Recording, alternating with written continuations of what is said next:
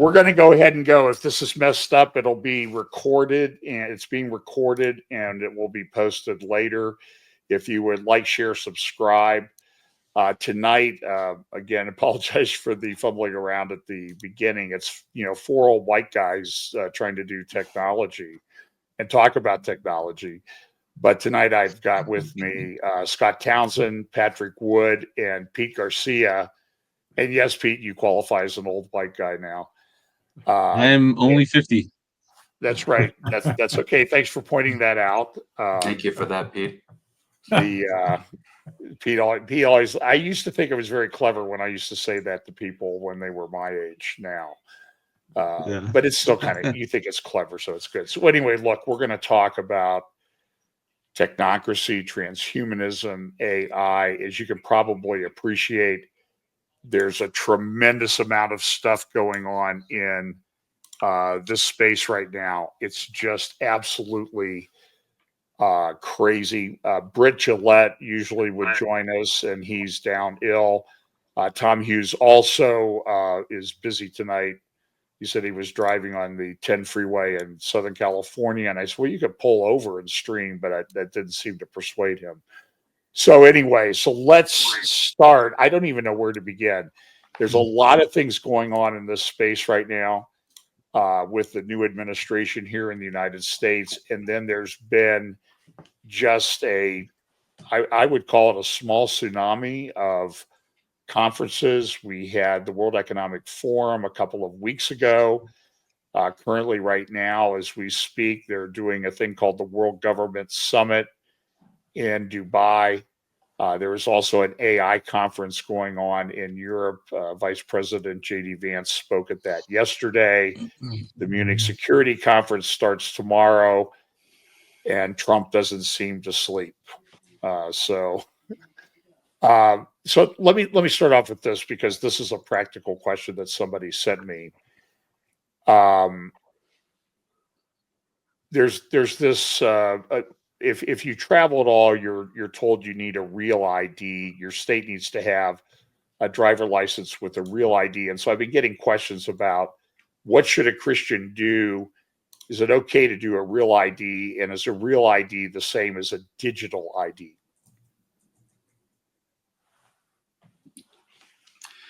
Well, I could probably take a stab at that. By the way, I live in California, which is one of the states that are on that list of, I think there's 14 states that offer a digital ID. But I would say 4 or 5 years ago, what they did in California is they took a little baby step. It was called Real ID, REAL.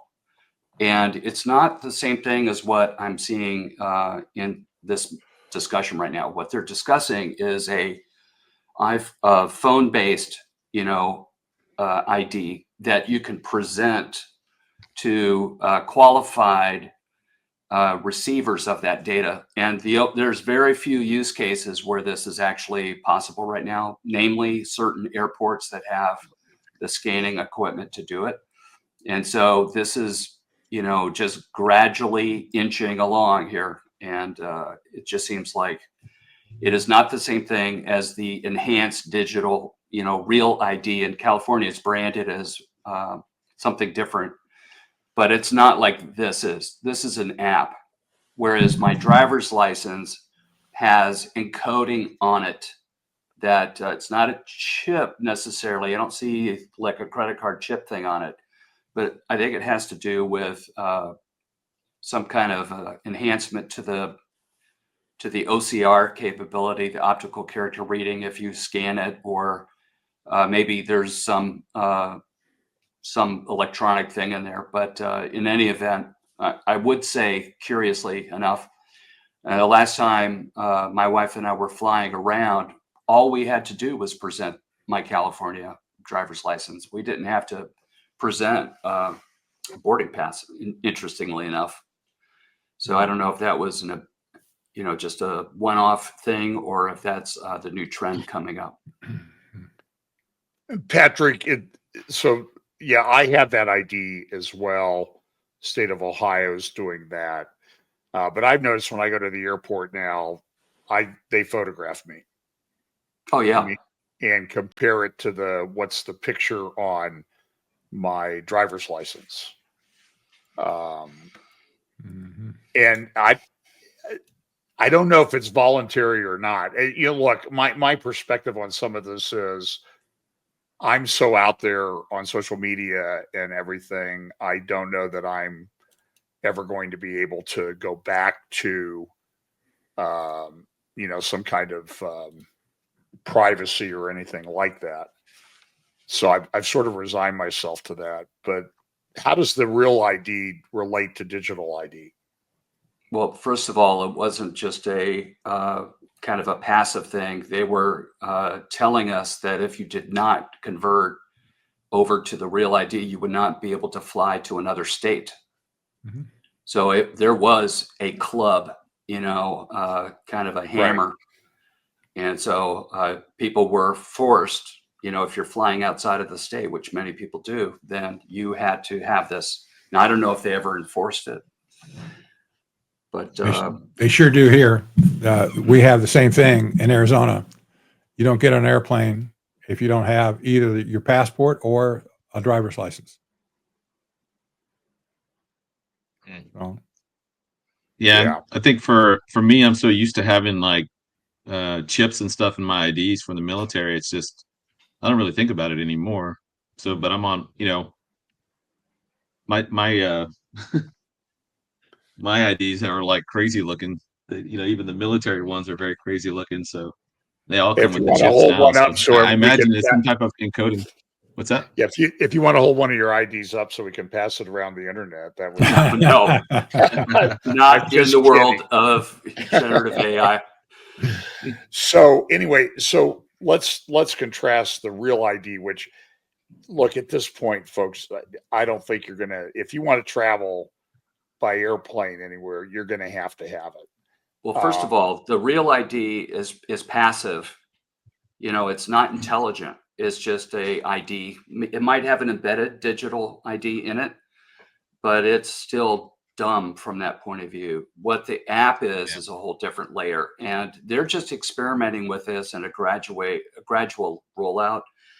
I don't know that this is near term where they'll begin to enforce it. It's not even rolled out to all the states. So how can they make it an exclusivity thing where you have to have it, otherwise you can't do anything? I don't think we're there. So, but it's coming, but not here yet. Right. So just one crisis away. Yeah.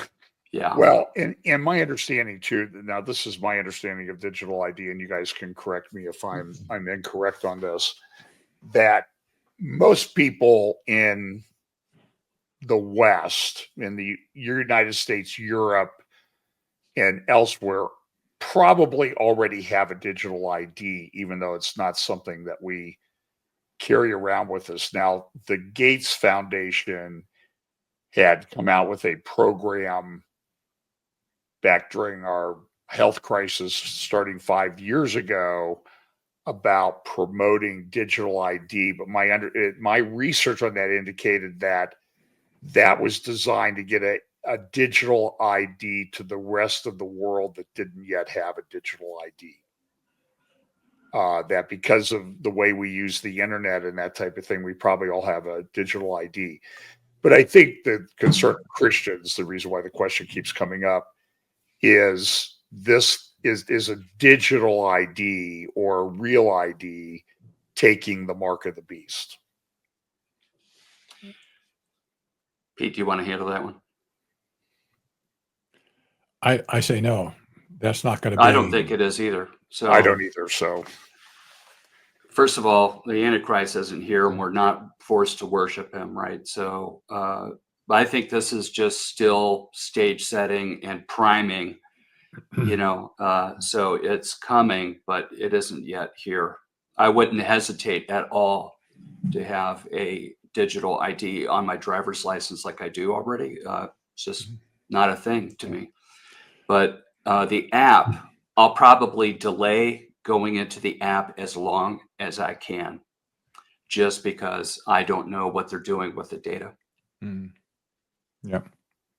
Okay. So there's an aspect to this, John, that needs to be brought out. We've talked about how technology moves ahead of recognition by the public. All of the things that we're talking about now are seen in society, like the driver's license, for instance. The technology at this point is several years ahead to create a digital ID for you based on your biometric and psychographic details already. And if you look forward in time where this is going to go, there'll be far more substantive issues to deal with other than just how can I get on an airplane. And we can talk about those things. It may not be profitable right now, but I'm just saying these people are moving at least to 2, 3, 4, 5 years ahead with technology that we know nothing about, basically. Yeah, flesh that out a little bit more if you want. I think that's a good subject to talk about. Well, this is generally the case with AI, for instance. You can understand what ChatGPT does at this point. If you might not want to do it, but I have studied a little bit. I know Scott has, but this technology is leaping forward so fast that they're saying possibly every 3 months the technology is doubling in capacity. That's crazy. You can't get your head around that.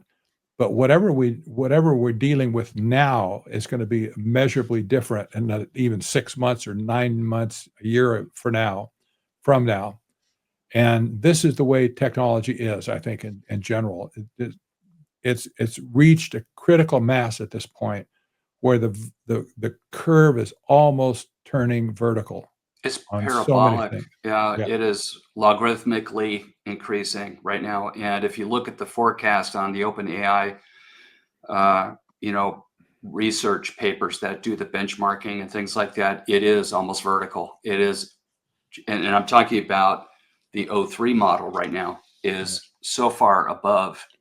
It's almost PhD level within just a few percentage points of being able to test all the benchmark testing that they have.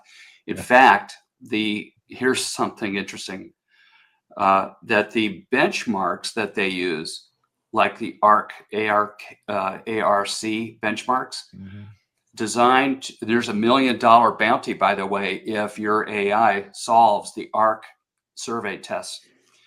So it is that was where they thought AGI, or artificial general intelligence, would be, is at that ARC award right there. But they've completely blown by all of that stuff. And the thing that you mentioned, Patrick, about every 3 months, it looks like there's this major leap. And the thing is, the benchmarks now are not, I'm hearing an echo from somebody. Yeah, somebody have their speaker on. Okay, well. So I definitely have seen where they're now talking about the fact that the old benchmarks are not good enough yet anymore. Yeah. So they're coming up with brand new sets of benchmarking tools. And why the benchmarking is important is because it's supposed to be relating the AI's ability to, Patrick and I have a very strong opinion about AI is not intelligent. It's a mimic of intelligence. There's a big difference there. So, but it's getting better and better at being coherent in a way that's very sophisticated. And I'm using 01 Pro and 03. I don't have access to 03 yet, but it's very good. And you could definitely see improvements in the capabilities of the model itself. Agreed. Oh. Come back. Come back. So, So the I'm looking at, speaking of going vertical, I was just looking at a little post about the Palantir. Palantir is a big player in this AI space, as we all know. And they've got a lot of ties to CIA and technocrats and that type of thing. And I think we might have lost Pete. We did. He'll come back, I hope. Okay, so what's the let's not forget Anduril as well. That was Palmer Luckey's company that's doing military work. Yeah, their Palantir's stock price has gone up like 1,400% in the last 2 years. Mm-hmm. Yeah. So if you'd invested, I guess $1,000 in Palantir, you would easily be well over a millionaire by now. Mm-hmm. So and it's hard to keep up with the players in this space. So maybe we go back for some context a couple of weeks, because we have to tie, this is sort of the elephant in the room. So we have this, I don't know, it was the day after Trump was sworn into office.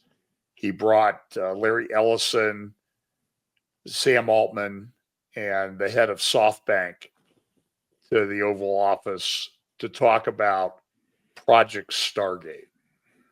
So why doesn't somebody tell us what Project Stargate is and what happened there in the White House? Because then there was like a big dust up the next day with Deepseek. So let's talk the Chinese version of this AI stuff called Deepseek that kind of roiled the American markets the following Monday. We're talking like $1 trillion in value evaporated in one day. Mm-hmm. Mm-hmm. Yeah. I just remember back in 2017, Vladimir Putin made the statement that whoever controls AI is going to control the world. So I think between the United States and Europe, we've been largely allowing this to go via Silicon Valley and the equivalent over there in Europe in terms of trying to develop AI, while nations like Russia and China are really throwing everything they have at it from a governmental standpoint and a military standpoint, singularly focused on creating AGI or ASI. And they look to dominate, and they see this as a way, because Russia's got a failing economy and they've got a declining population. China has a declining population, a very aging population, and their economy is a paper tiger.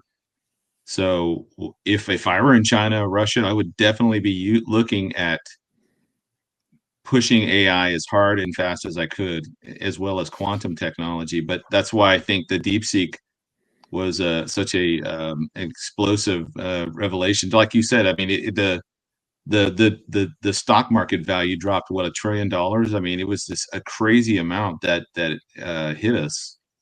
And but I think Stargate is kind of the American response. Preemptively is trying to be the world's leader in.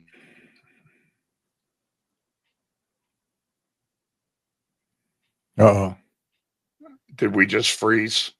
He froze.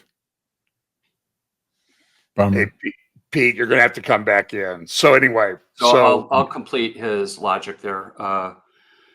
The Stargate initiative, $500 billion investment with several partners, is something that was, this is minuscule, honestly, compared to what Sam Altman, who's probably the primary beneficiary of this, he was asking for $7 trillion and was raising large amounts of capital in order to build chips and fabrication things and infrastructure and power and everything that would be needed in order to train ever increasingly demanding long running time training sessions. I mean, the training itself is, you just can't believe the amount of compute it takes to train the foundation models themselves. Each one takes 3 months of hardcore 24/7 compute, and then it takes another 3 months to go through, let's call it quality control, but they call it safety and alignment.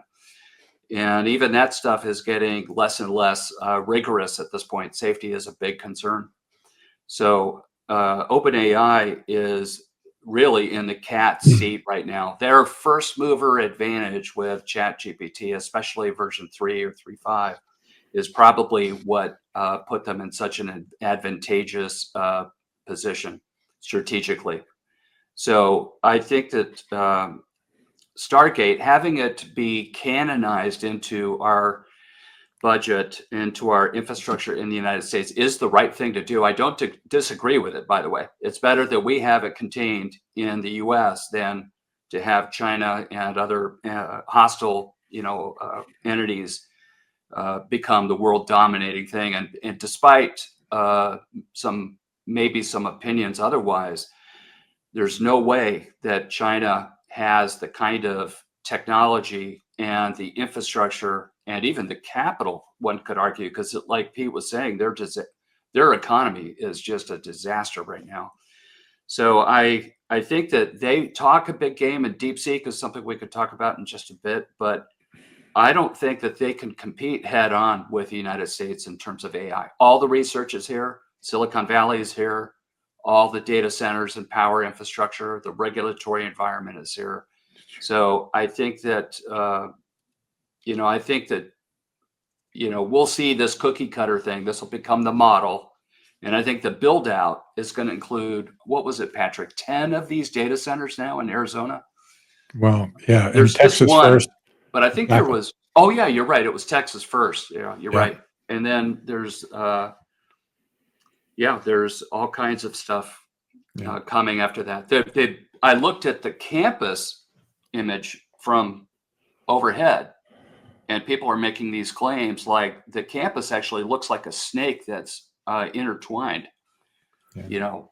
That's a very interesting observation, but we'll have Are to see. you talking about the OpenAI campus that they talked about at the Project Stargate launch? Yeah. It's very, very suspicious, to say the least.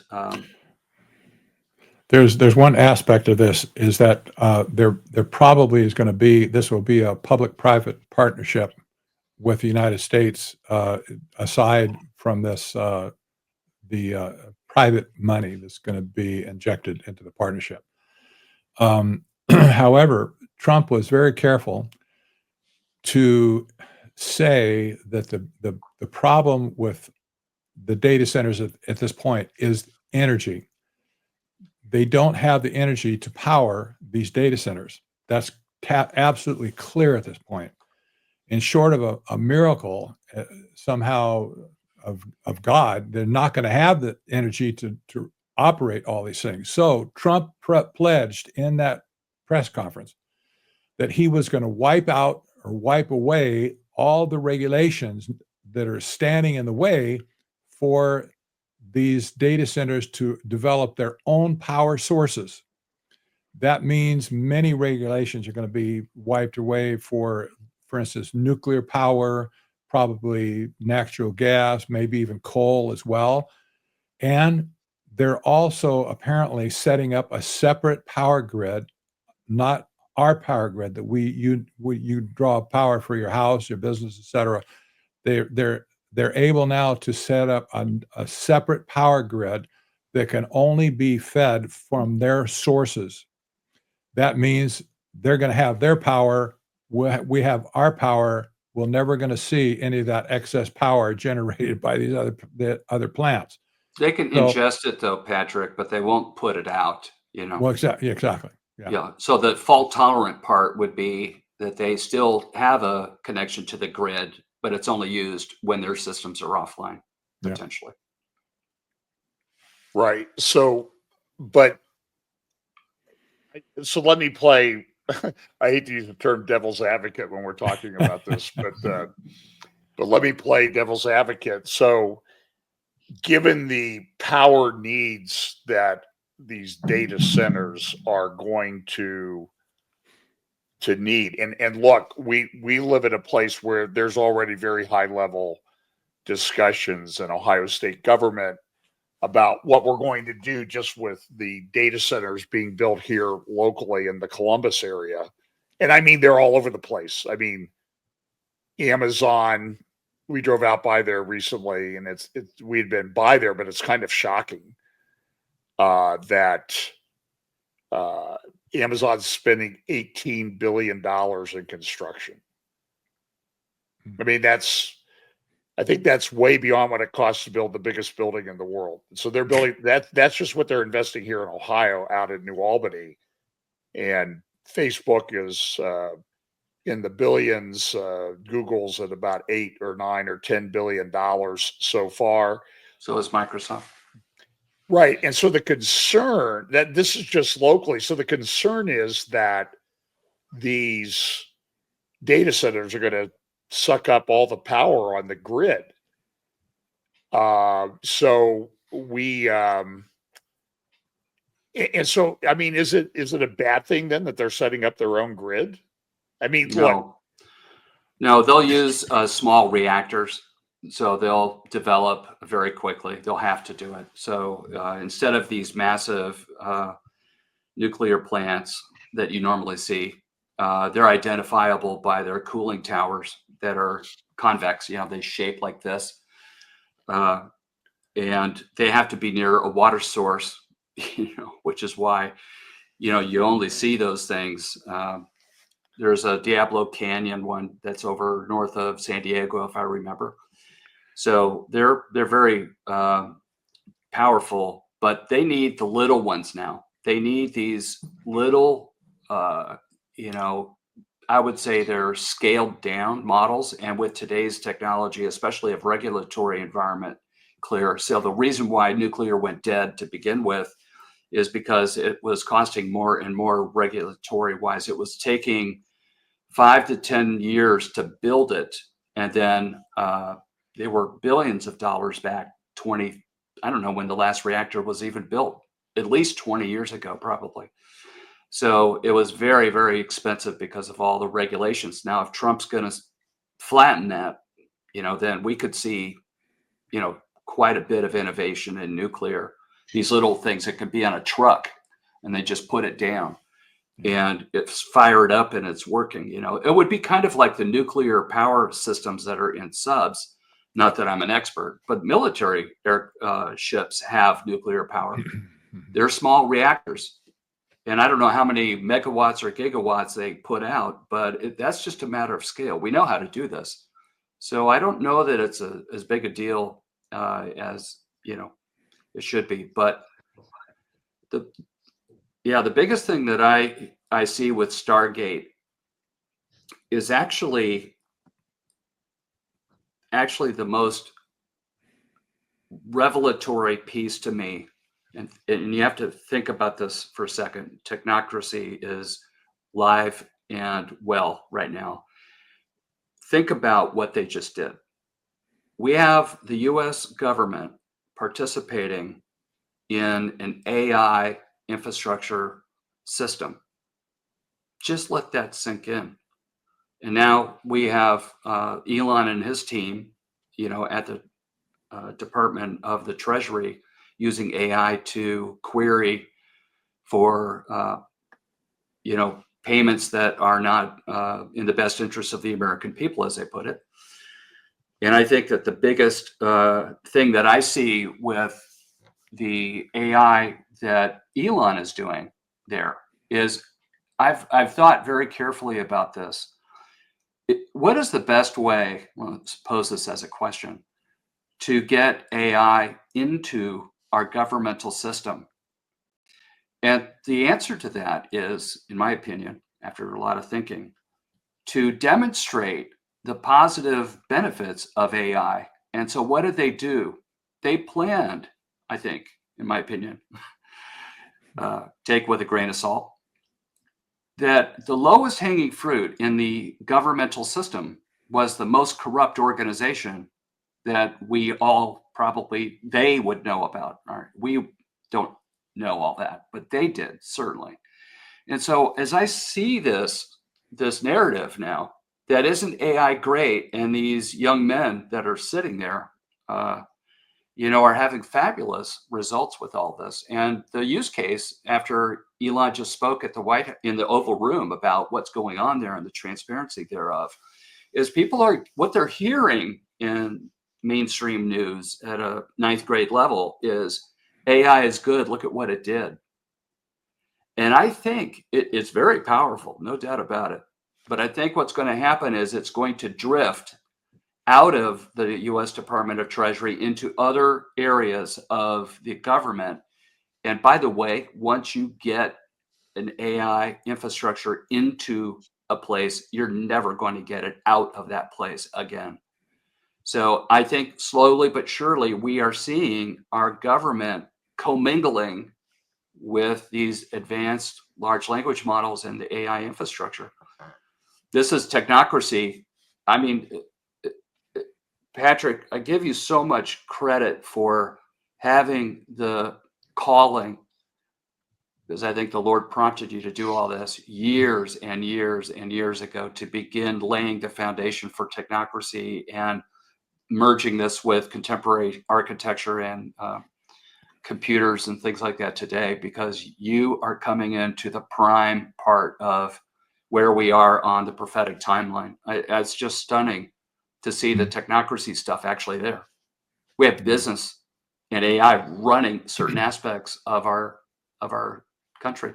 Exactly. You cannot make this up. I wish Tom were listening right now. So it's just just unbelievable to me. So I'm watching Stargate, and everybody gets their, for lack of a better term, their panties in a bunch. And, this proves that Trump is whatever conclusion anybody wants to draw about Trump, from the AC to, anything else in between, to the greatest president ever. But I guess my question is, as I viewed the Stargate proposal, it wasn't really, at least at that time, Patrick, what you referred to a public-private partnership. It was going to be privately financed, but Trump was going to remove the regulations with regard to development of power plants. And by the way, 2 years ago, a year and a half ago, Microsoft announced that it was training its AI on all of the nuclear regulations that existed to shorten the time frame from concept to actually building a power plant. Now, I don't know that they've built any yet. In the meantime, while that's going on, China is opening 2 coal-burning power plants a week. And how do we compete? So the practical question is, are we ever going to slow this down? How are you going to put the brakes on it? Can you put the brakes on it? And don't we want, if we're, in an economy in the world, don't we want to compete on it? Maybe Pete could weigh in on that, and then we'll go to Patrick. Yeah, I think we're from a military standpoint, we are very much in a fourth industrial revolution, and how that would equate to the military side would be a revolution in military affairs, a cultural change inside of the Pentagon that is wholly embracing AI, where a few years ago it was still looked at as kind of like weird or fringe. I mean, since I came in 2002 and I got out in 2020, and I saw a huge change in how we looked at technology, even down at the lower echelons. I'm not talking about the tier 1 units like special forces or Delta or any of those guys, but just the normal units. And I think that there is going to be such a marked advantage for the units that have this in the form of like an AI agent. Like, so if I'm a commander and I have this personal assistant that's on my wristwatch or whatever, and anytime I need real-time information, or I need real time connection with anything, I can just simply talk to my agent. My agent is going to get that data for me, or you can call ahead and say, hey, I need you to prepare this brief and I need it to go. And that's how reliant that we'll become upon this from a tactical standpoint. As far as the strategic standpoint, I think that the Pentagon is going to embrace. They have going back to 2005. I think was the simulated world that they created through. I think it was Purdue University. One of the universities had this kind of this Sim City version of the world, and it was based upon the avatars were based upon our electronic footprints and digital and fingerprints, and that would be what your AI character, your avatar character, does in the system. And I think that they use that, and that's been developing. I mean, that started in 2005. It's got to be still in use because they can use that thing to war game against for every kind of scenario possible. And it would be a great planning tool for them to use that. And at the same time, we're kind of moving out of, if you think about the fourth industrial revolution and what that really means is we're moving out of a time where you had a monolithic kind of, an F-35 or an Abrams tank, and you spent years and years and years developing this piece of equipment. And by the time it actually gets rolled out, the technology's jumped ahead like 3 or 4 times. And so you're already behind the curve. That happened with the Abrams. That's happened with the F-35 and basically every other kind of piece of technology we want to roll out that goes through these decades longs worth of innovation. And how much easier is it going to be for them to simply create small drones and then use swarming technology and all that, because now the AI is caught up with the technology in the sense that we can now marry these things together and they can actually function together without somebody behind the joystick. But between that and just the information processing, I mean, we are any commander, any unit in the world is going to have this going forward. And it would be very much the same effects if we go into the next war like we went into the last one. It would be just like those North Korean soldiers in Ukraine who are basically dumped in the eastern front of Ukraine and said, "Hey, the Russians tell them go fight." They don't even know how to react to drones. They didn't even know what drones were. Like it was just like they're looking at them. They have no idea what this thing's about to kill them. And it's we are going to have to. We're going to have to embrace this industrial revolution, because if we don't, we know our enemies are. And I think that's exactly what Stargate's all about. It's about keeping the edge with the United States. And that edge is going to definitely be sharpened and applied and you can guarantee it's going to be applied in military facets. I mean, it's going to have to, because we would be so far behind even smaller and weaker countries if we don't, build this technology into the troops and into the formations now, rather than waiting till after the fact. You have 20 countries right now that are actively trying to develop artificial intelligence as of 2024. And then you have 30 countries actively trying to develop AI, and you have 20 countries actively trying to develop quantum technology. So, those two will eventually get married together, and then that would be part of some broader system that's going to be almost inescapable. Well, we know that system is the kingdom of the beast that's coming. So, but yeah, it's absolutely going to be. And I hate that I'm not trying to hog the Starlight. If you think about Klarva and Clausewitz, the Prussian war philosopher who wrote the seminal book on war, he had a pretty famous quote in there that gets used and misused over time. Basically, he said that war was a continuation of politics by other means, and so now we are in the other means part, and that's that technology, and that technology is far outpacing the politics behind it. And so what we're seeing Trump and these guys doing now is moving at about the pace that everything should be moving at. Everybody else is still kind of antiquated back in the 1800s, and the politics are not going to be able to catch up with how fast things are moving. Pete, one thing that you said is super important when you talked about adoption and almost built-in obsolescence by the time something is ready for production and approved for use. Yeah. Case in point, I just watched a mini documentary on the new laser system that's been mounted on some of our battleships. And here first of all, where we heard about this laser stuff really for me was back with Israel. I mean, Israel's developing this stuff too, but I didn't realize that we were also, productionable at this point with these tests. There's two of them, only two. And I was thinking, oh, that's good. It's good that we can do that because they specifically talked about taking down or lasing missiles and drones and things like that. But get this, then my heart sank when I realized this is the obsolete part of it. And I wish Britt could comment on this right now, but it's like, wait a minute.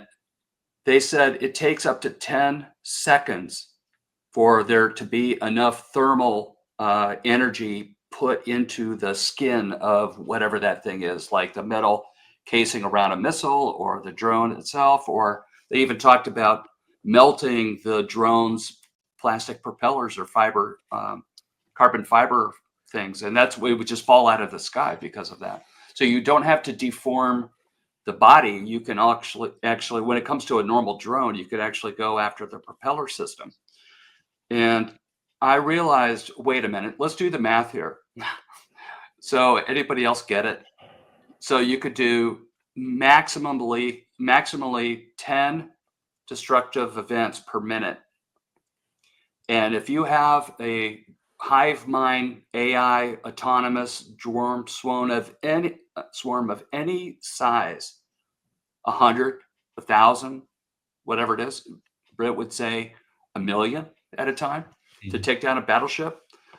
A laser is not going to do it. It's just it's so far off the mark that it's just it's very sobering. What do you wait? Say that again. You mean that the AI, the laser can't handle it? Yeah, it's great. Okay, but if it takes 10 seconds, John, do the math. 10 seconds per item that it's trying to destroy. That is 10 per minute. Okay, so if you've got hundreds of swarm, drones coming to you, you can't laze them. And so that's the problem. I mean, it's old. You can't, even that is old. And they only have but two they of did these it devices. in Star Wars, Scott. No, I agree with you. I mean, that's been the limitation why Israel hasn't rolled out its Iron Beam yet, because while it's way cheaper, it's logistically limited in the scope of the geography and number of enemy things coming in. So you have one laser coming from one laser machine, but it can't take out 10,000 drones. I mean, that's the point. I don't know if you guys saw the New Year's Eve things that took place in different places, especially one I think in Shanghai, China, where they had, I don't know, 15 or 20,000 drones doing these designs in the sky. But if they could do designs in the sky like that to, make a pretty picture, they can also come at you with a lot of different things. And Ukraine has done quite well developing drones, using drones against a much bigger army. And eventually they run out of road, I think, but they're doing a pretty good job. I mean, there's a slaughter going on in Ukraine and has been for 2 years. Yeah. So anyway, footage of that, it's really disappointing to see it. Yeah.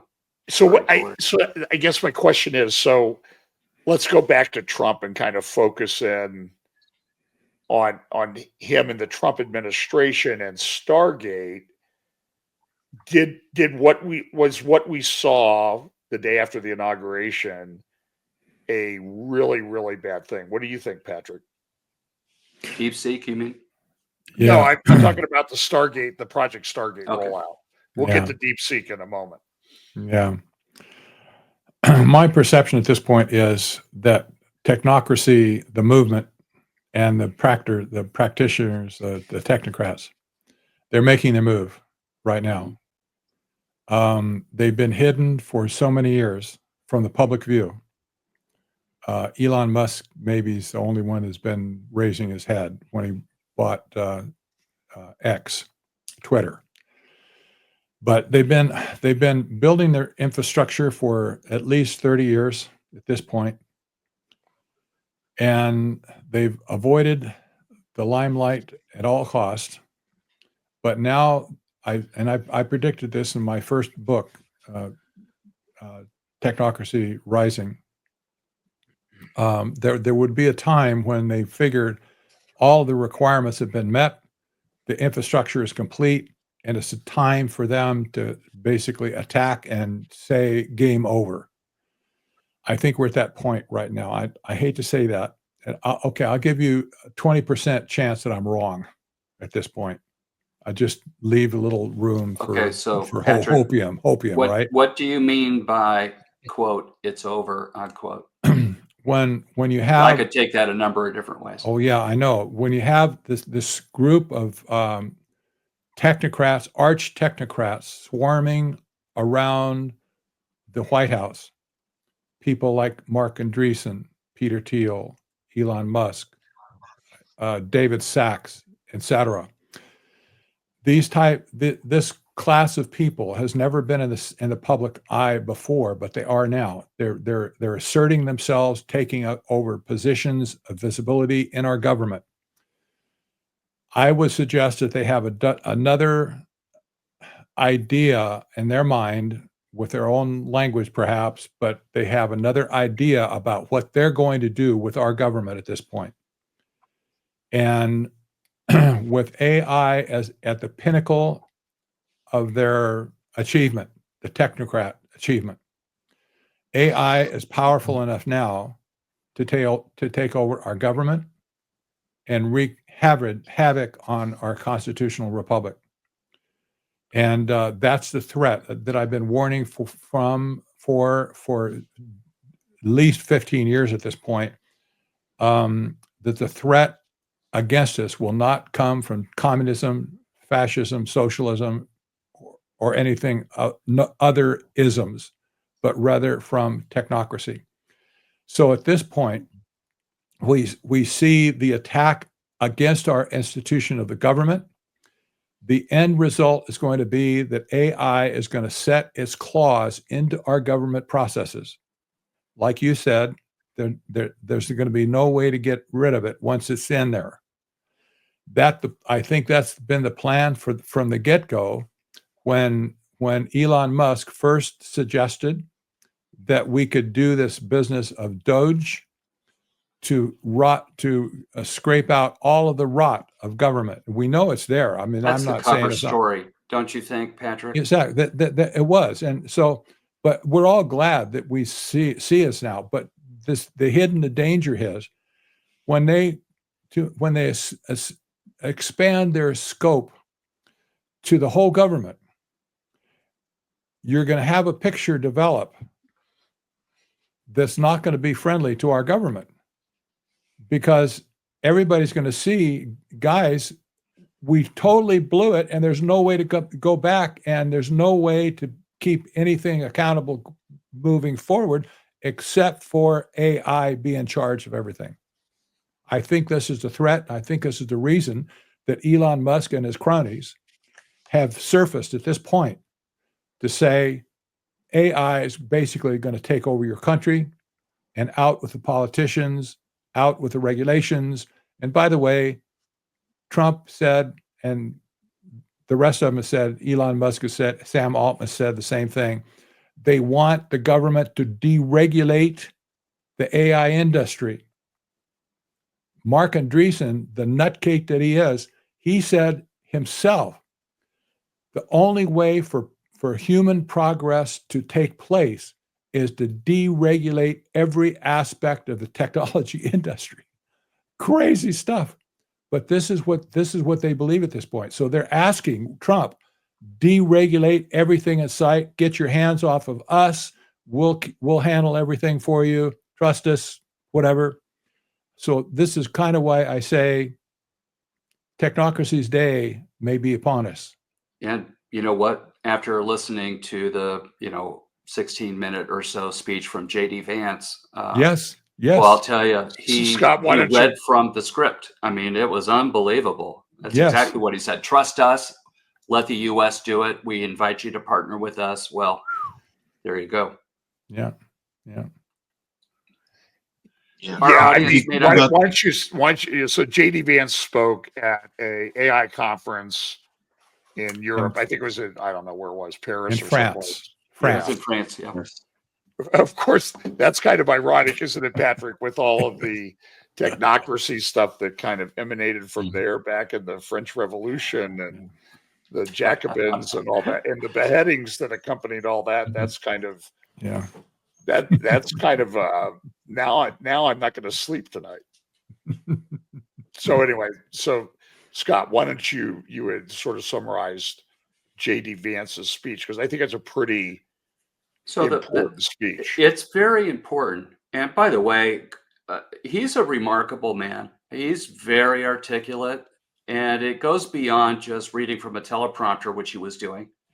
But I think just overall, his presence of mind, he's very quick thinking, and there's a lot to admire there.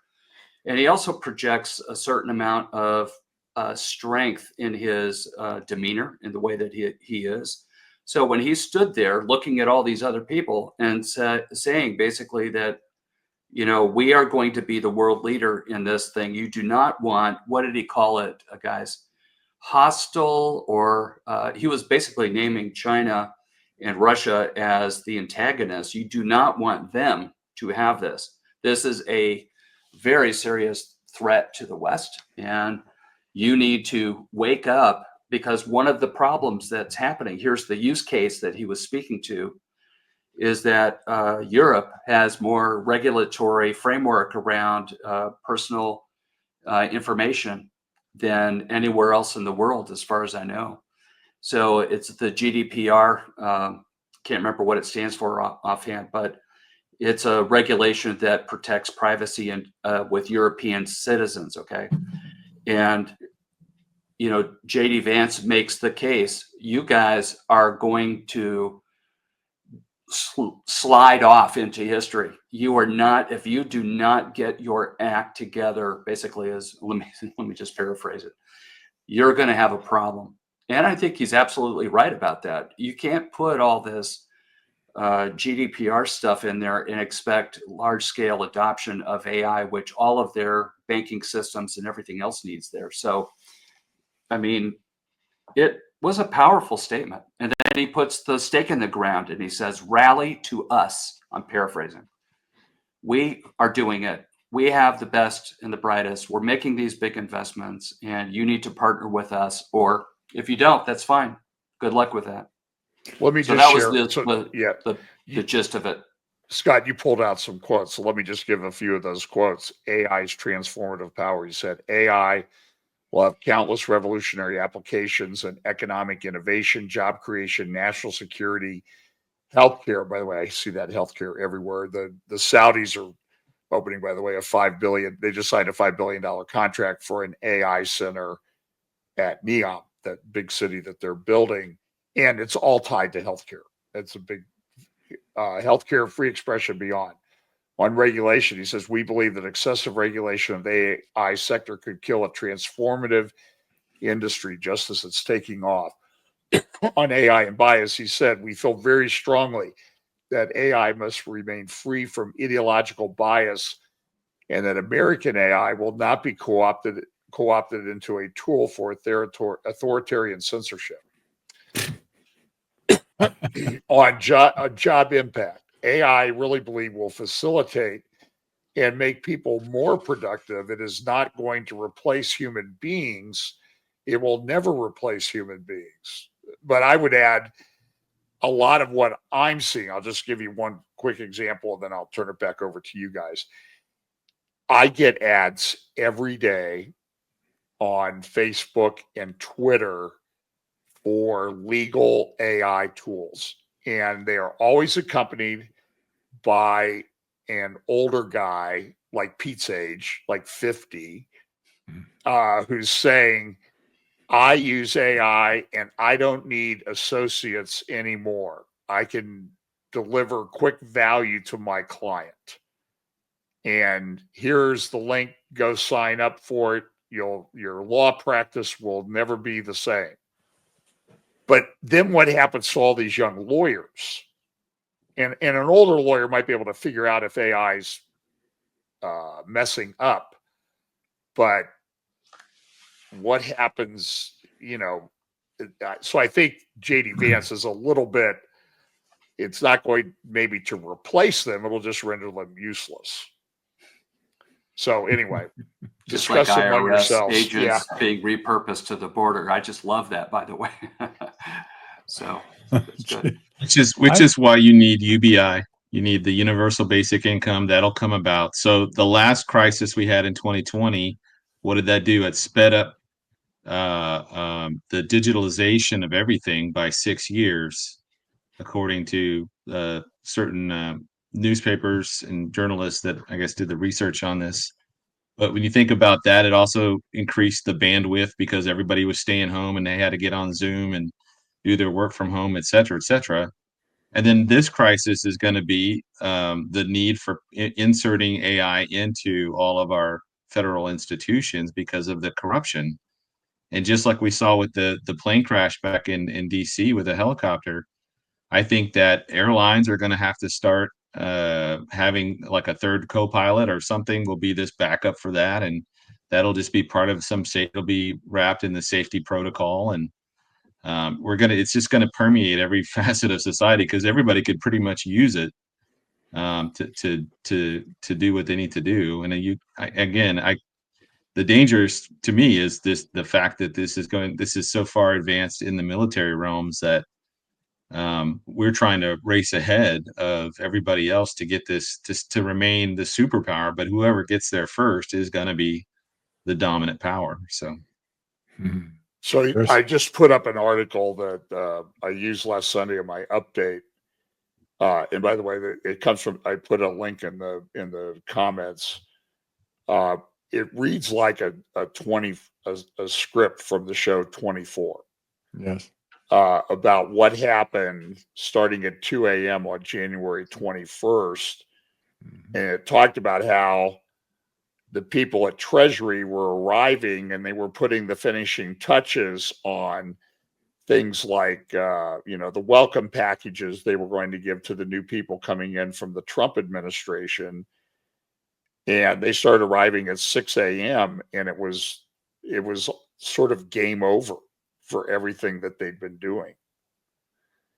And this guy's kind of a new agey kind of guy, so be careful with what he says, but he's a very good writer and he's been writing a new thing every day about this. I mean, and so Patrick, I think your statement that this is coming, they're using AI in there right now. This is being done. And I have to tell you, there's 6 young guys in there with Elon Musk and they're tearing it apart. They have been prepping this the last couple months. Well, I think Trump's been planning this for 4 years, but anyway, what do you guys think? I definitely think that Trump had, he had the guts basically to think ahead to his first term and to do countermeasures in his strategy in order to be more aligned, let's say, with whatever his ultimate end game is. And I think that the rapid pace of all of his progress so far, which has been less than, I don't even think it's been a month yet, but it's stunning, really. Well, you can't just do that you have to have all that stuff pre-planned with the right people in the right positions and everything. I noticed that Tulsi Gabbard got approved today. Yeah. That's By the way, Scott, interesting. it's been 23 days since the 23. inauguration. There you go. I don't know if our audience can appreciate this all, but the tech guys on this panel right now are freaking out completely. We cannot absorb it. I don't even know how to ingest it all and to process it all. All the things that are happening right now. It's just truly astonishing. The speed at which this all took place is amazing, because when Elon Musk heads a project, this has his fingerprints all over it, and I'll tell you why. When he bought the Electrolux plant in Memphis, Tennessee, to house the largest supercomputer facility in the world at that point, he ordered 100,000 chips from NVIDIA. That big one, not the little teeny ones you have in your computer. I think it's the H100 or H200. Exactly. Like this is the latest state-of-the-art big suckers like this, this big. And he ordered 100,000 chips. They delivered it to him in the warehouse. 19 days later, the chairman of NVIDIA appeared on a video press conference, I think, and he declared that Trump somehow pulled it off to assemble that whole mess into a working operational system in 19 days. Never had been done in the history of the world. It knocked the socks off of the chairman of NVIDIA. He couldn't believe it. But nevertheless, he said, this Musk is a miracle worker. Somehow he got it done. He's the master of big. He's a master of showmanship when it comes to putting things together in a special way. We see this type of speed being executed in the government.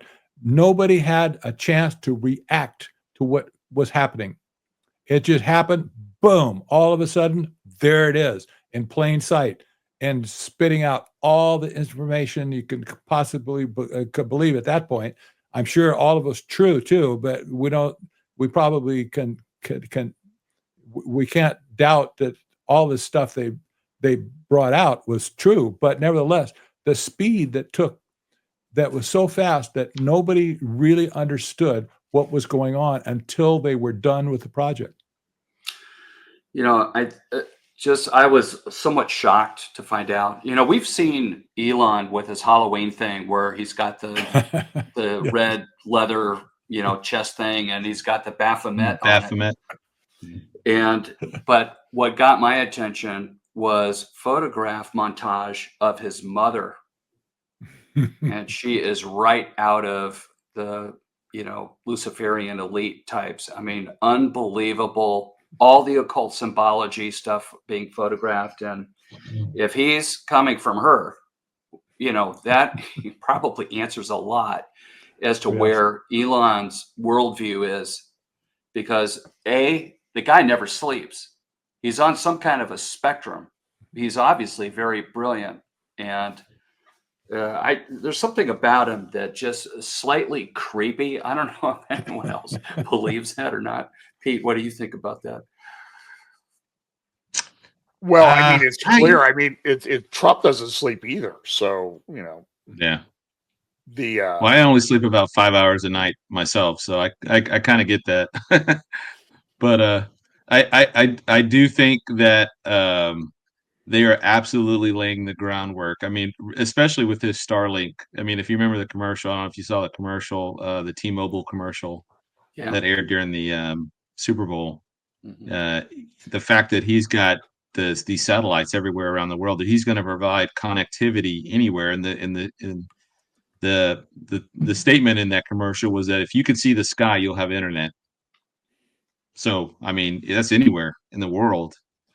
And if you think back to, I always talk about the tyranny of the present as an idea, where we get stuck in what we think technology or the future is going to look like. But we base that on our present day surroundings. And so if you think back to go back and watch after this, go back and watch the very first episode of Lost in Space.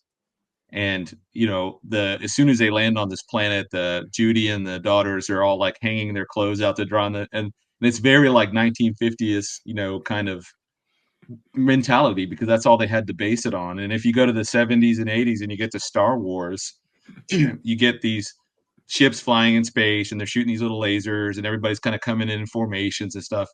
But then we get to today and everything has become very in not just in warfare, but just how things are the media, all of this it's become very decentralized. And the one project that DARPA's really latched onto in the last few years is this idea of mosaic warfare. And that's how they basically, you attack your enemy in a very decentralized fashion. But now that we have AI, they can always be interconnected, hive mind mentality. They can swarm at key places where they need to. They can use all different levels of technology and all different levels of attacks. And in each individual attack isn't enough to destroy the enemy, but when you compile them all together, it overwhelms all of their systems at the same time. And it sure felt like that to me here in January, or back in January last month in December, where you had the drones that appeared out of nowhere mysteriously, and then you had the orbs, and then you had the thing that happened in Vegas, then the thing in New Orleans, and then you had a number of these plane crashes and the big one in DC. And it just felt like there was so many different things that were disconnected everywhere, but it was happening all the time. And it felt like very, it felt like we were under some kind of mosaic attack, just because it was the variety of so many different things happening. My understanding is he has about 6,000 or 7,000 Starlink satellites and plans to ramp that up to 42,000. And don't forget, Amazon's launching soon too, their own satellite system. Yep. And they have the opposing rocket company. Is it Blue Origin? Is that right, guys? Mm-hmm. Yes. Yeah. Yes. Yeah. So I mean, think about it. Here's two of the wealthiest people in the world, that have the space technology and all the infrastructure and everything that they need to, continue to play their role in. I see it as yielding their power to the Antichrist, take a knee, and to give it to the Antichrist eventually. So these are the type of guys that I think are going to be the major players there. That's debatable. That's a speculation, because the 10 toe metaphor right there in the 10 kingdoms, we don't really know. But I think my opinion has been for a couple of years now that they're going to be more technical oligarchs. I noticed that Mondo Gonzalez has begun to take a pretty strong stand on that too, by the way. So it's interesting what's happening. And who was sitting in the row right behind Trump when he was sworn in? You had between three there was guys. A whole line of them. Yeah. Right. But there was, the guy from Google's only worth about $2 billion. I think he was the guy who had to go get the coffee. But the other, Zuckerberg, Bezos, and Musk, they're pushing $1 trillion between the three of them. I mean, Musk's net worth has doubled since the election. Yeah. I can almost guarantee you by the time of this administration is over, there will be at least one trillionaire on the face of the planet. Who it will be, who knows? Maybe Musk. But there's that threshold is going to be met. And by the way, John, maybe I know we're probably scaring some people here. Maybe we should have a hope break, a hope break for just a minute to talk about some positive things, especially from a spiritual point of view. Might be a good thing just to get people off what we're talking about a little bit onto the biblical things. Okay, so let's do Deepseek and then we'll do the hopium part. Yeah. I call it the commercial break.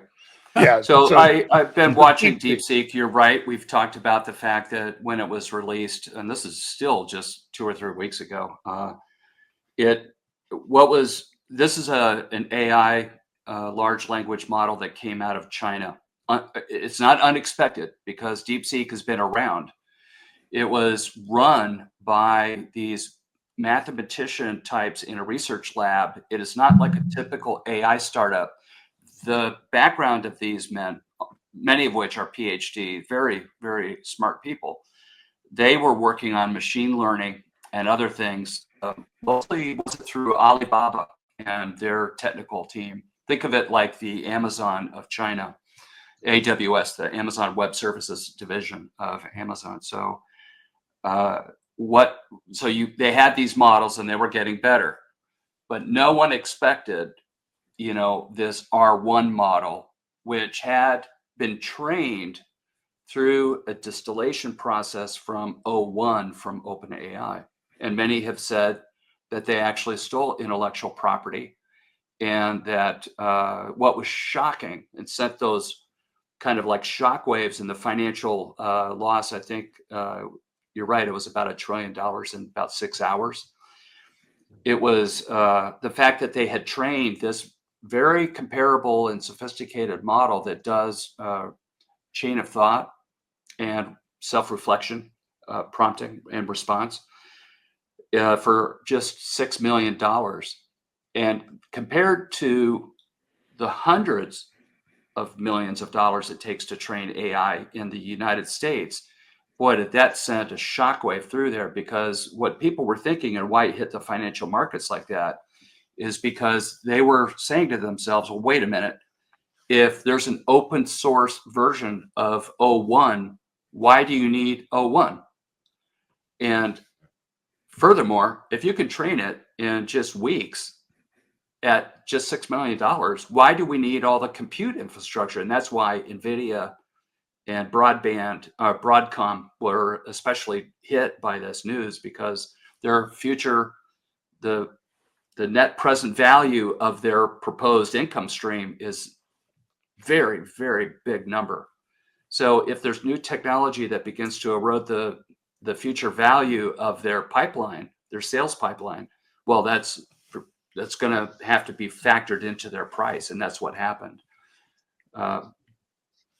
Because this got everyone's attention so quickly, and because it came out of China, there were people that immediately began probing the model for leaks and what it was doing behind the scenes. And they did discover initially, I wrote a Substack on this, that they found traffic where when you were using the model, it was pinging and sending data back to China through all the work that they were doing. And then certain companies that are hosting DeepSeek as a service, Grok being one of them, there are others, they began to claim, no, trust us. It's locked off. It's okay. It's going to be okay. You can trust us. I don't know if I believe that, honestly. So it was groundbreaking in the sense their algorithms are being studied right now because it's open source, remember. And so I think that what's going to happen very soon, next month, maybe, we're going to start to see new algorithms introduced in the training process and in the inference process, so training is how you get data into the large language model. Inference is how it comes out. Okay. That process is going to be much faster and cheaper than it used to be. So there are big innovations, and because DeepSeek published it as an open source thing, and you could argue that DeepSeek is the digital equivalent of fentanyl, which also comes out of China and their labs. They deliberately, this is part of their strategy to take down the United States, So it's very dangerous stuff, and it's very disruptive, and people don't really understand still 3 weeks later how this is going to play out right now, but it definitely got people's attention. And my guess is, just to wrap up this point, the first thing that would have happened is Sam Altman would have called 47 and said, this is why we need this in the United States, make it happen. See what I'm saying? Totally. Sure. I mean, it's sort of a Yeah. defensive measure. We need to take control of this, and so the one thing that none of us have an idea of is our exit date, or method. We have a couple different ways, but so I mean, what do you do if you're in government and you're planning for the future for your country? I don't know what to do. So let's do this. So we'll come back to Deepseek, I'm sure.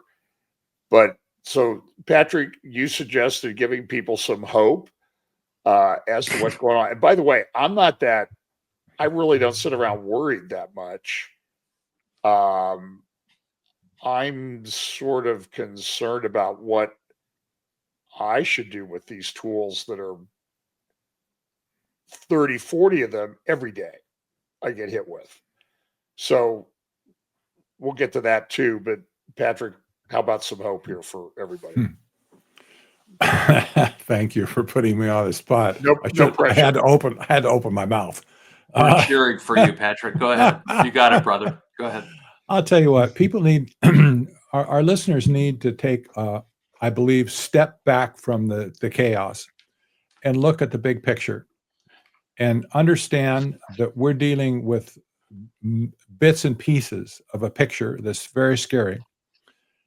We know that the devil is roaring about seeking who he can devour, if not the whole human race at this point. We know that he's doing his thing to thwart the work of God in the earth. From a Christian point of view, if we can understand this from the 100,000 foot view, we'll see our position where we fit into this whole picture. The Bible tells us we're not of this world. We're not part of the kingdom of this world. Do we really understand what that means? What personally?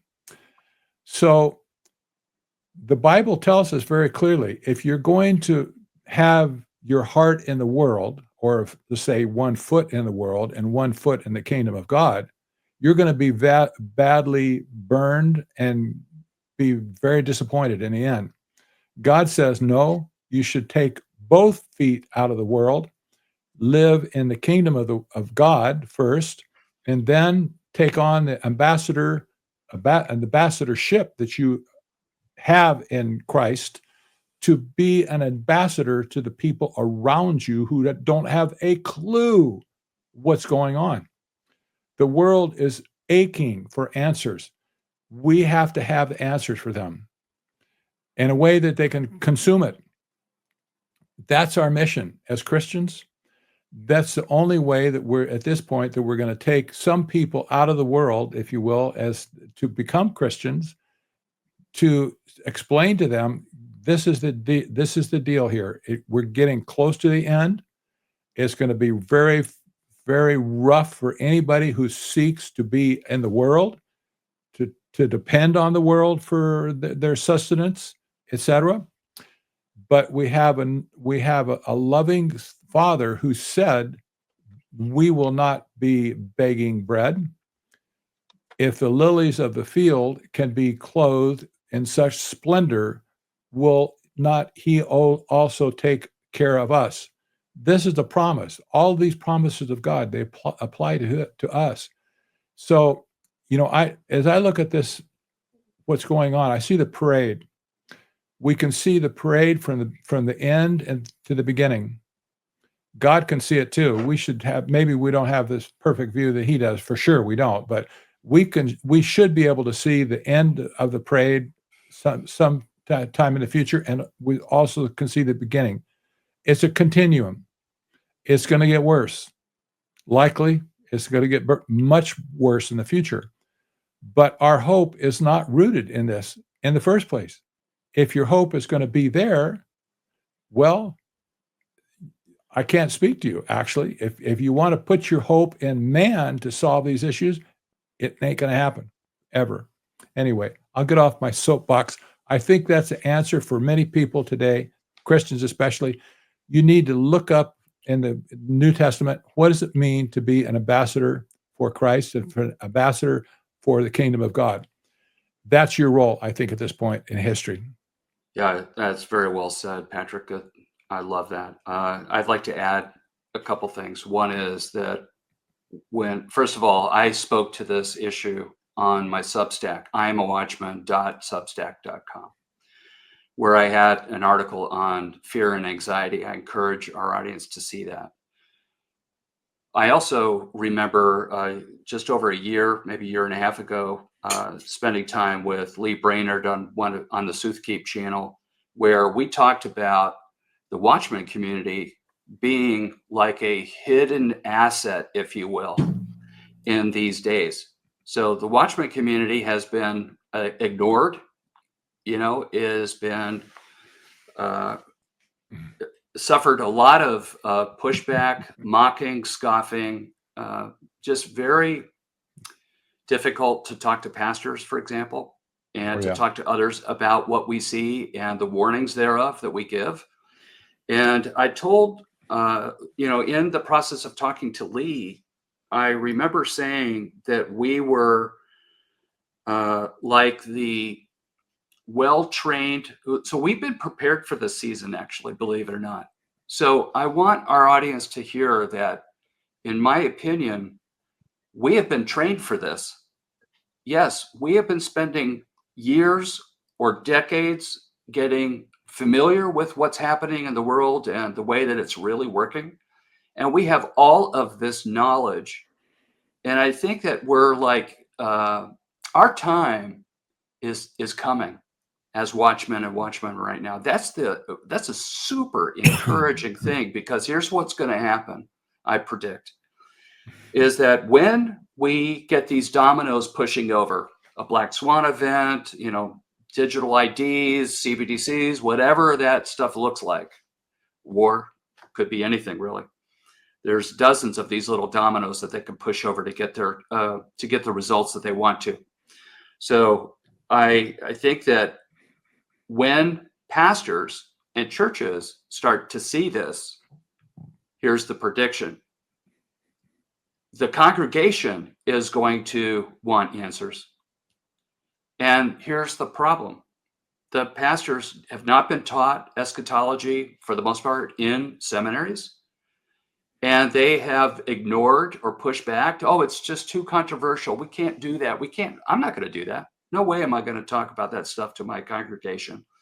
But the problem is the people will require it of their pastoral staff. And that is when the pastor is going to have this onion peel moment where they're going to say, uh-oh, I have probably miscalculated, misjudged this stuff. It's actually happening, and I don't know what to do.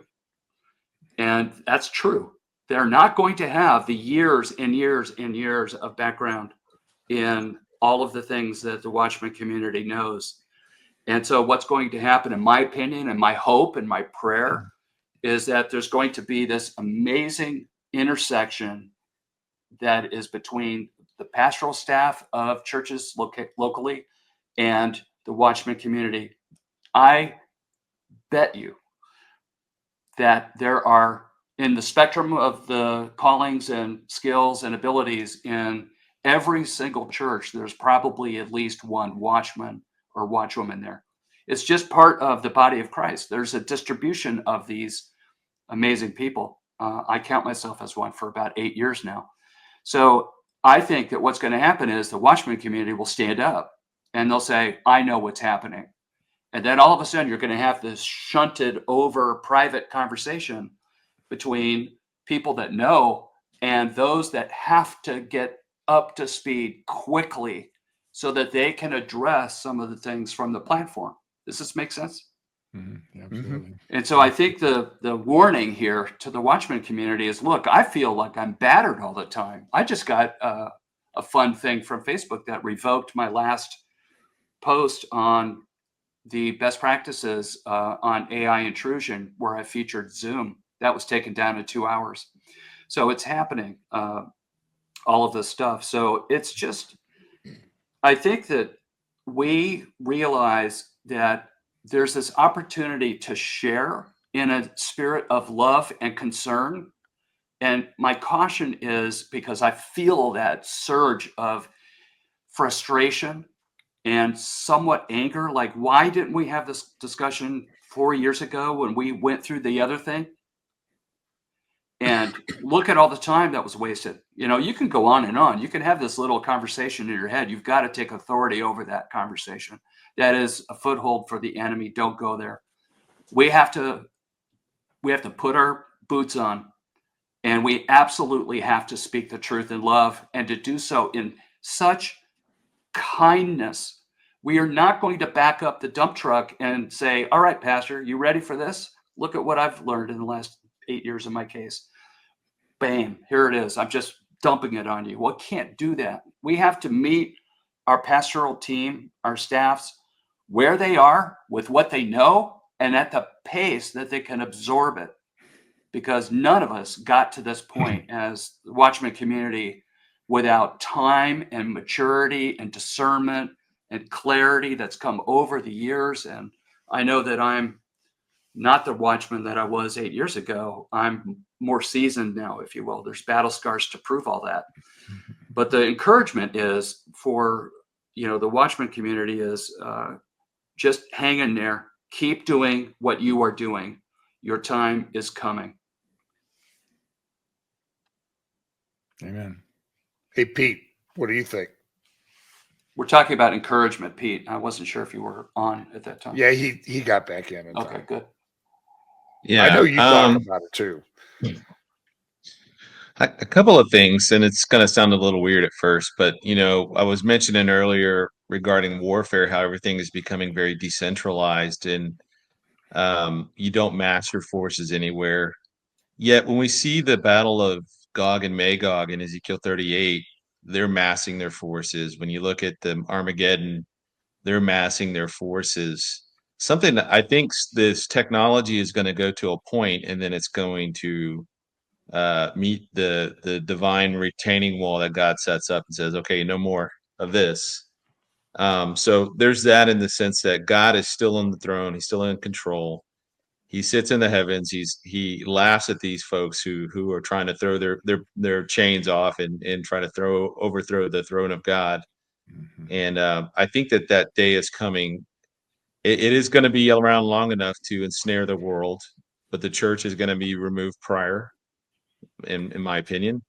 And but nevertheless, we are, like Scott said, we're the ones paying attention. And I was watching a program earlier with Brandon Holthouse and Caroline Glick, and she was like, well, I didn't know how much if your audience was up to speed on stuff with Israel. And he goes, oh, we're very up to speed. And I would like to think that most of the Watchman community is very up to speed on most of the pressing issues of our day, whether it's technology or whether it's Israel, whether it's the rush to globalism or the rising technocracy. All of these things have been topics of discussion for many years for most everybody in the Watchman community. And I think that's one of the great blessings is that God has given us Bible prophecy so that when these things start to come to pass, that'll just embolden our faith because we know that God has already told these things ahead of time. So that would be my encouragement. And the coolest part, I think, in my opinion, Pete, is that there's selective, reading in. I mean, you cannot read. I just did my last semester of my Bible study was the end times in the epistles, and the letters to the churches. And it's full. It's full of stuff. You'd have to be willfully ignoring, 2 Timothy 3 and other passages, not to mention all the rapture ones and the 1 Corinthians 15, all of that, John 14. So to me, it's like all we have to do is open up and point to the word of God. That is the authority. See this? See what it says? this is what we're going through right now. And I think that's the beauty of it. The Lord has paved the way for us to have that future conversation when our pastors are ready for it. I'm hopeful. Okay. But I also at the same time know how we work. At COVID, we lost half of our church membership at that time. And that was the winnowing fork that separated those that wanted an escape, an excuse to leave. They left. But it tightened down and improved the veracity and intensity and intentionality of the remnant. And we're probably going to have another one of those winnowing forks.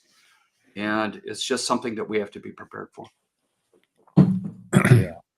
Hey, Scott, so let's pivot over to one of the articles you suggested we talk about was a light-based computer. And probably this is light-based computer, quantum computing, and how fast this stuff is going to go. So by the way, I have a friend who's kind of a AI insider, and he just says,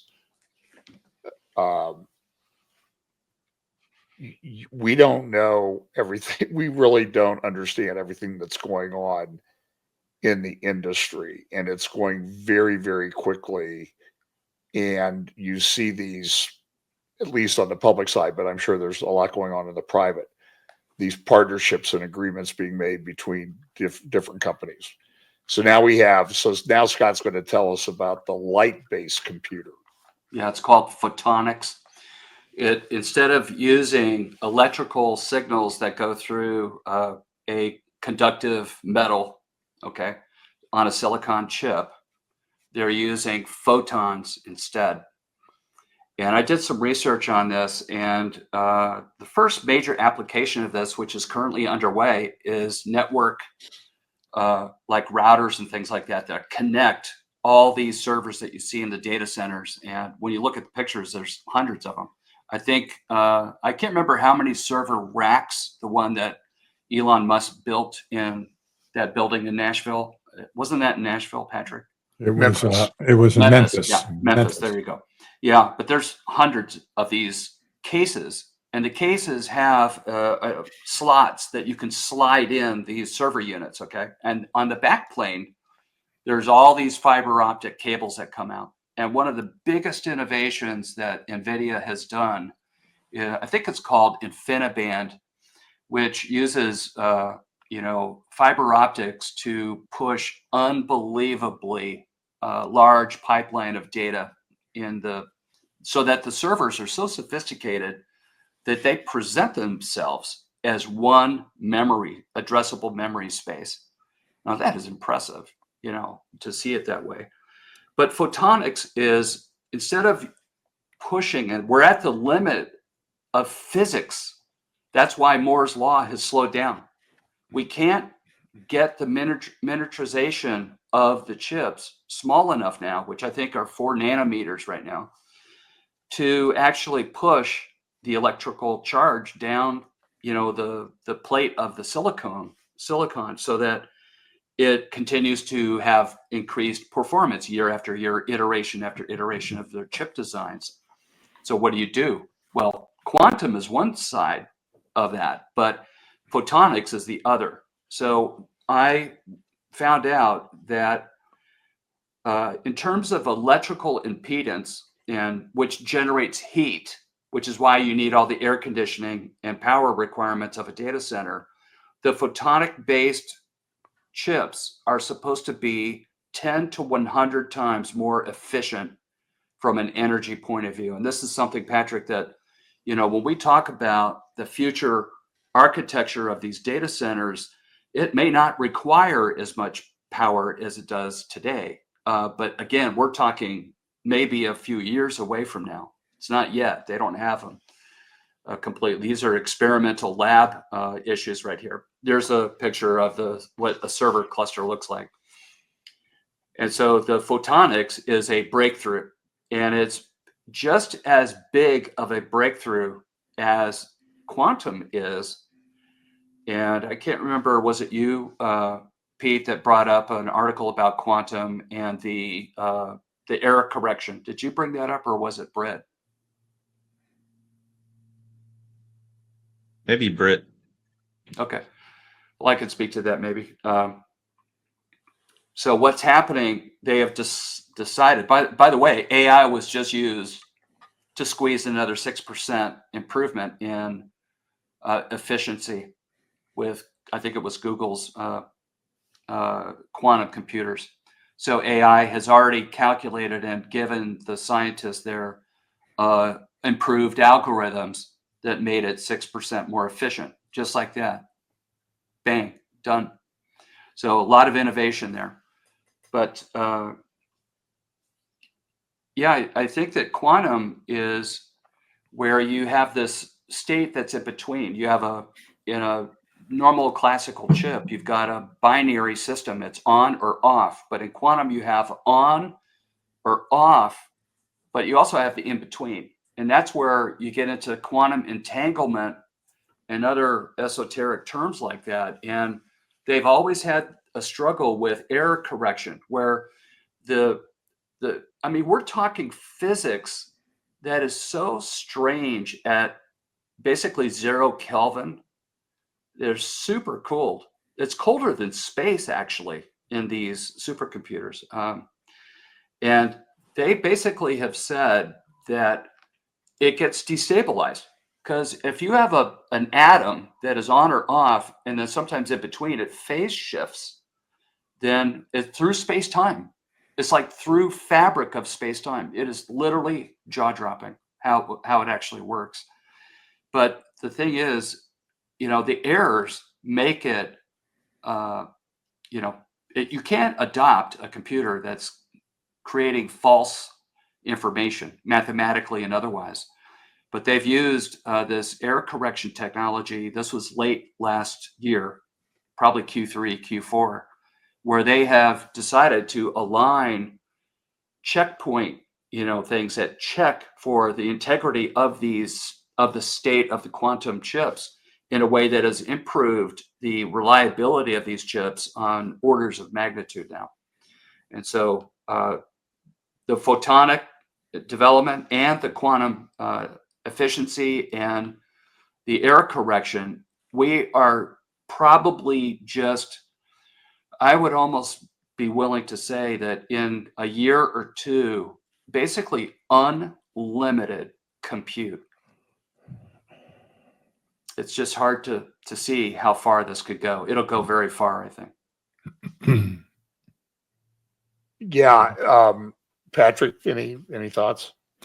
No, not really. The promise of light computers is just huge. It also it changes the way that the computer can sense the state of a bit, and it's kind of a difficult thing to explain, but the processing takes place as the light streams from one place to another. That makes it just insanely fast. So where will it go? Who knows? We know that the software, the engineering of the hardware is all racing forward. That's a given. There's going to be breakthroughs on all fronts. And where will be in the end? I kind of think I'm thinking about the Tower of Babel. How high can they build it? But they're not done. Obviously, there's lots of mileage that they can achieve with all the tools they have right now. Crazy. At least we know, like in connection with the Tower of Babel, that if I understand the narrative correctly, God intervened before they got it finished. That's right. I agree with this. I think it's going to happen. And I think I certainly think this is what's setting up again. You could take that another step, though, too, to medicine and the AlphaFold, the way that they're folding proteins to discover new drug therapies, the way that they are analyzing diseases. I remember just seeing something about tailor-made vaccines. That was at the Stargate announcement. Remember that, John? where one of Right. the things that Yeah. Larry Ellison was saying is we'll have custom tailored mRNA vaccines that will specifically target for your genome that you personally have. Scott Townsend, take this and you'll be done with that disease. That's Yeah, one of the things they're I working don't on. know if I don't know if his I'm not a doctor, but I can pretend to play one, I guess. But you know, I don't know that Larry Ellison was entirely accurate. I do know that there's tremendous stuff going on in healthcare. I mentioned Saudi Arabia, NEOM, and what they're doing, and you know, Saudi Arabia has been at the forefront of a lot of this through its financial investment, Future Investment Initiative Institute, which is like a Davos in the desert, they call it, and they're pushing healthcare. I mean, and it's like, you know, look, you're all unique, and we can run this through AI, and we can figure out what specific treatment you might need for a particular health problem. And in a world that's rapidly aging, I was reading some demographics today about South Korea has the worst female fertility rate in the world, and they have cities in South Korea now that have 25% of the people are over the age of 65.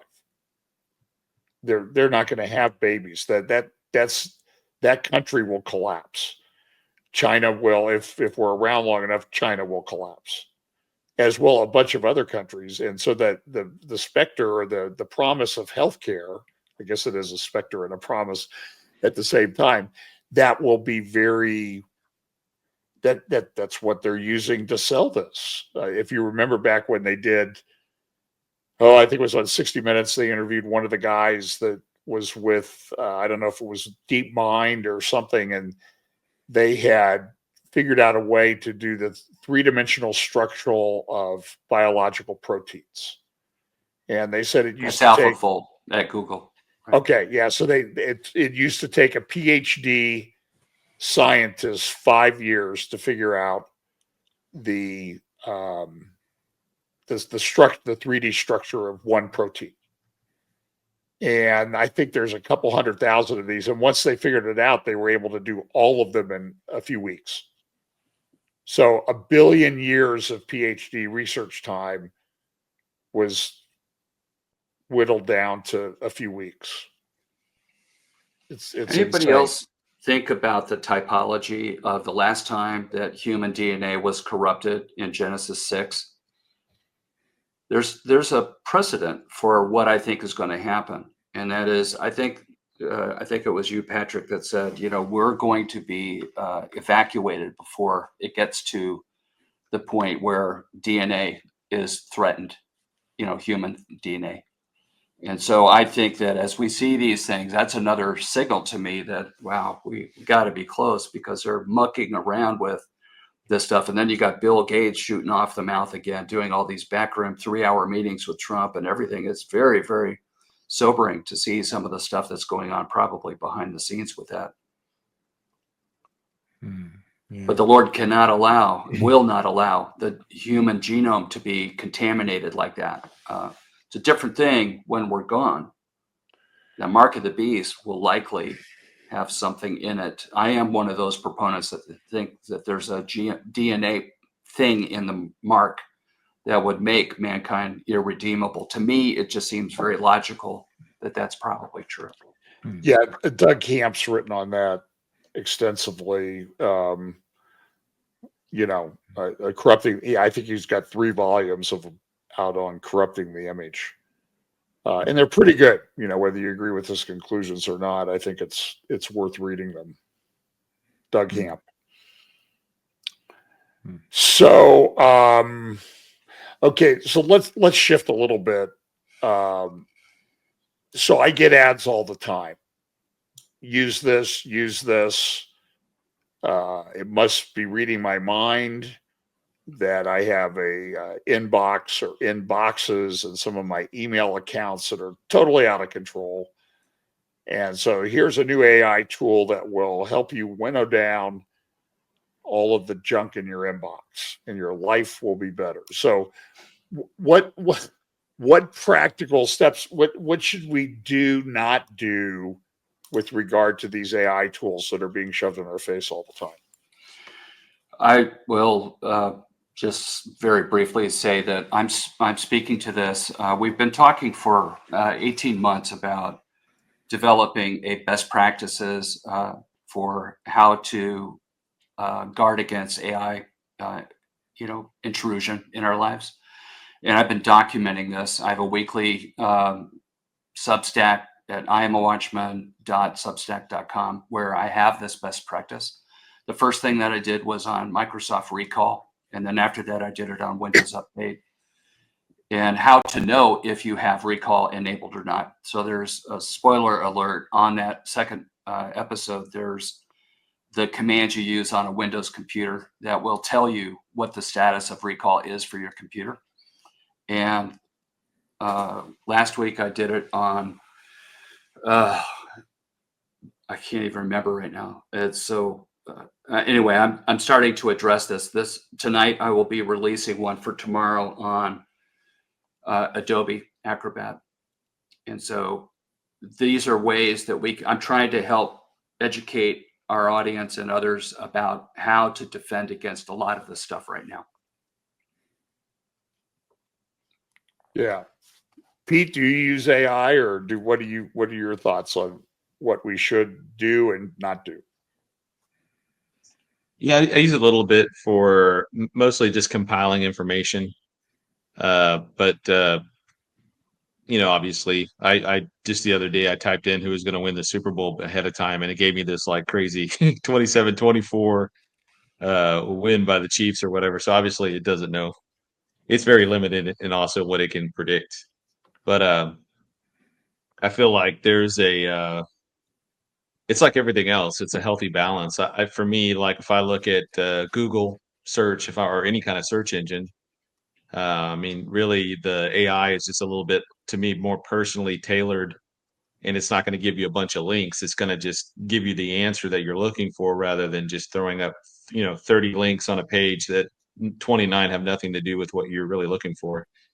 Because those things can be obviously rigged in the algorithms to lean one direction or the other, politically speaking. I think the danger for me, the biggest danger for AI isn't necessarily the warfare component of it. It's going to be the religious component of it. So when people when this thing keeps getting faster and faster and more powerful, I think there's going to be a huge jump for the younger generation to begin treating this thing like it's some kind of a deity, because they're going to, these Jesus apps and all the Jesus AI and all the, I'm sure you can get, that will be paired up with an assistant like a Jarvis, that you can get your own kind of Jarvis kind of thing, and that thing is going to begin whispering. So I think right at the stage where we are right now, it's still very much in the infantile range. I mean, it's quickly growing into toddler and quickly growing in, but I don't think we've seen exactly how terrifying it is going to be just yet, because I think that it's the growth of it's going to be so exponential that it's going to be shooting things out to new technologies, new games, new types of digital platforms, all kind of new things. If you go on YouTube now and you watch one video, you say, oh, that looks interesting, I'm going to watch it, and you get about 5 minutes into it and you realize it's an AI generated video. That's because they'll bring up a topic and then they'll make it sound like it's super important, and then they'll go back and talk about something else, and then they'll come back, and they don't really there's just kind of you can tell there's a cadence to how they present information. So right now it's still pretty obvious, but I fear that the deep fakes and all that other stuff is going to continue to get exponentially more deceptive, to the point we're not going to really understand what's real or what's not real, and there's going to have to be some type of way to validate that.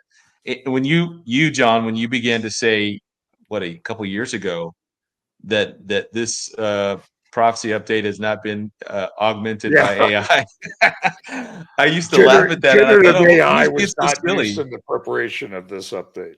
Brilliant. I thought you were being silly, but then I was like, oh my goodness, yeah. And then I heard about pastors like preparing their whole sermons and stuff off of that. I was like, good grief. So I do think that it's dangerous. We're leaving complete safety right now. We're kind of getting to treading some murky waters, but I think what's coming, and I think within a year or two or less, we're going to see this rapid development of AI, and it's going to just get exponentially harder and harder to differentiate between what's real and what's not real. And when that transitions into some type of a religion or some kind of a belief system, I think that's when it starts getting very, very insane. And as bad as the military components of AI and all of the implications of, Skynet, if you want to call it that, all of that, those implications are terrifying. I think the religious component is going to be even far graver. Hey, John. John, we should probably develop this a little bit, because Sure. just recently, President Trump has established an office, a faith office in the White House. Right. It's going to be headed by Paula White Cain, and how it will be staffed, I do not know, but they're saying basically they're going to. One of the other people is sort of I would describe her as sort of leaning ecumenical. Is one of the other people who will be in the office as well. You're Okay, talking about Paula or somebody else? Whoever, I can't remember her name, who's working with Paula in the office. Okay. So whoever it is, this is going to be a unconstitutional act, I believe, to establish a particular religion from the point of view of the government. And we need probably to be cautious about this, because on one hand, they say, well, we're going to protect Christians across the country. We've had a lot of persecution, no doubt, in the last 4 years. But they say this is going to all change now. And the lady that's going to run this department, Paula White Cain, she's been with Trump as his spiritual advisor for a long time, at least 6 years now, or maybe more. And she hails, or she comes from, the NAR perspective. That's the new I can't say the word. Apostolic Reformation. Exactly. And so this is kind of an aberrant teaching, biblically speaking, on the mandate, the Christian mandate to take over certain centers of society for Christ, and that includes the government. Yeah. So this is going to be disturbing. It has nothing to do with AI for sure, but this is something that Christians should be acutely aware of, because if this thing gets traction and she gets the megaphone at this point to broadcast stuff to the Christian community, especially, there's going to be a slew of Christians who chase after her and her doctrine, and it will not end well for them, I do not think. So I put that warning out, and that's being a watchman at this point, I realize, but this could be very serious for many Christians who follow after this idea that Christ, somehow they're going to bring the kingdom of God to earth, conquer all these centers of power for Christ on earth, and then Christ will return for the church. This is crazy thinking, and it just doesn't jive with biblical Christianity, in my opinion. Yeah, when it first came out, I was it's sort of violating one of my personal rules about trying to win an argument on the internet. And it doesn't usually happen, even for lawyers. So I think that's because in a courtroom, at least, the judge is theoretically accountable to somebody, but on the internet, nobody's accountable to an overarching system of thought. But so the way it first came down, the way it was presented was, hey, I'm starting a task force to protect Christians from discrimination and um, and persecution. You know, that they were targeted during the last years of the Biden administration. It actually started during the first 2 terms of the Obama administration through the tax code and tax department. So, you know, we're all for that.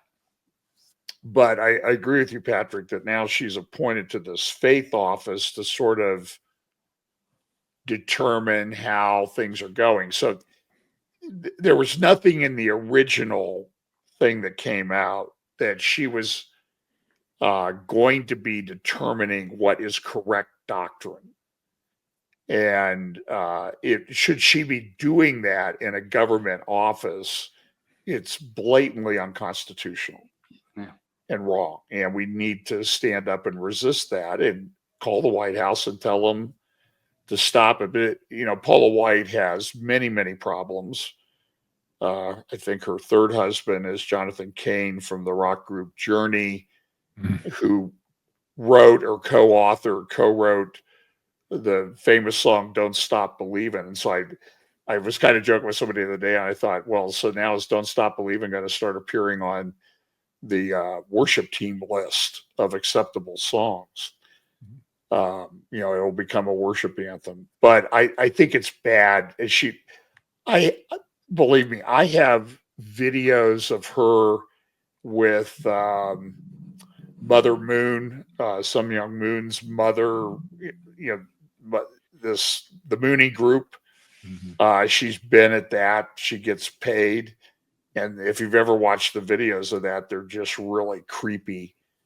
But, you know, other people have appeared at them too, like Mike Pence, Mike Pompeo, and maybe even Trump. I don't know. I'm pretty sure Trump went to one of them as well. And I assume that they just got a big contribution to do it.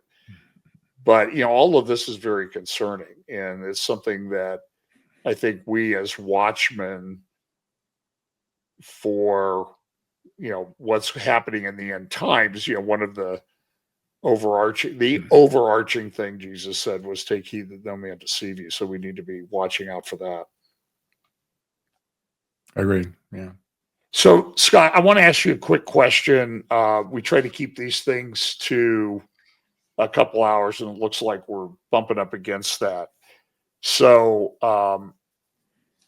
you've mentioned in the past, I don't know if we've really gone into it enough, things like, and I know you sent us this article about OpenAI has introduced a novel agentic system called Operator. Kind of explain that to us.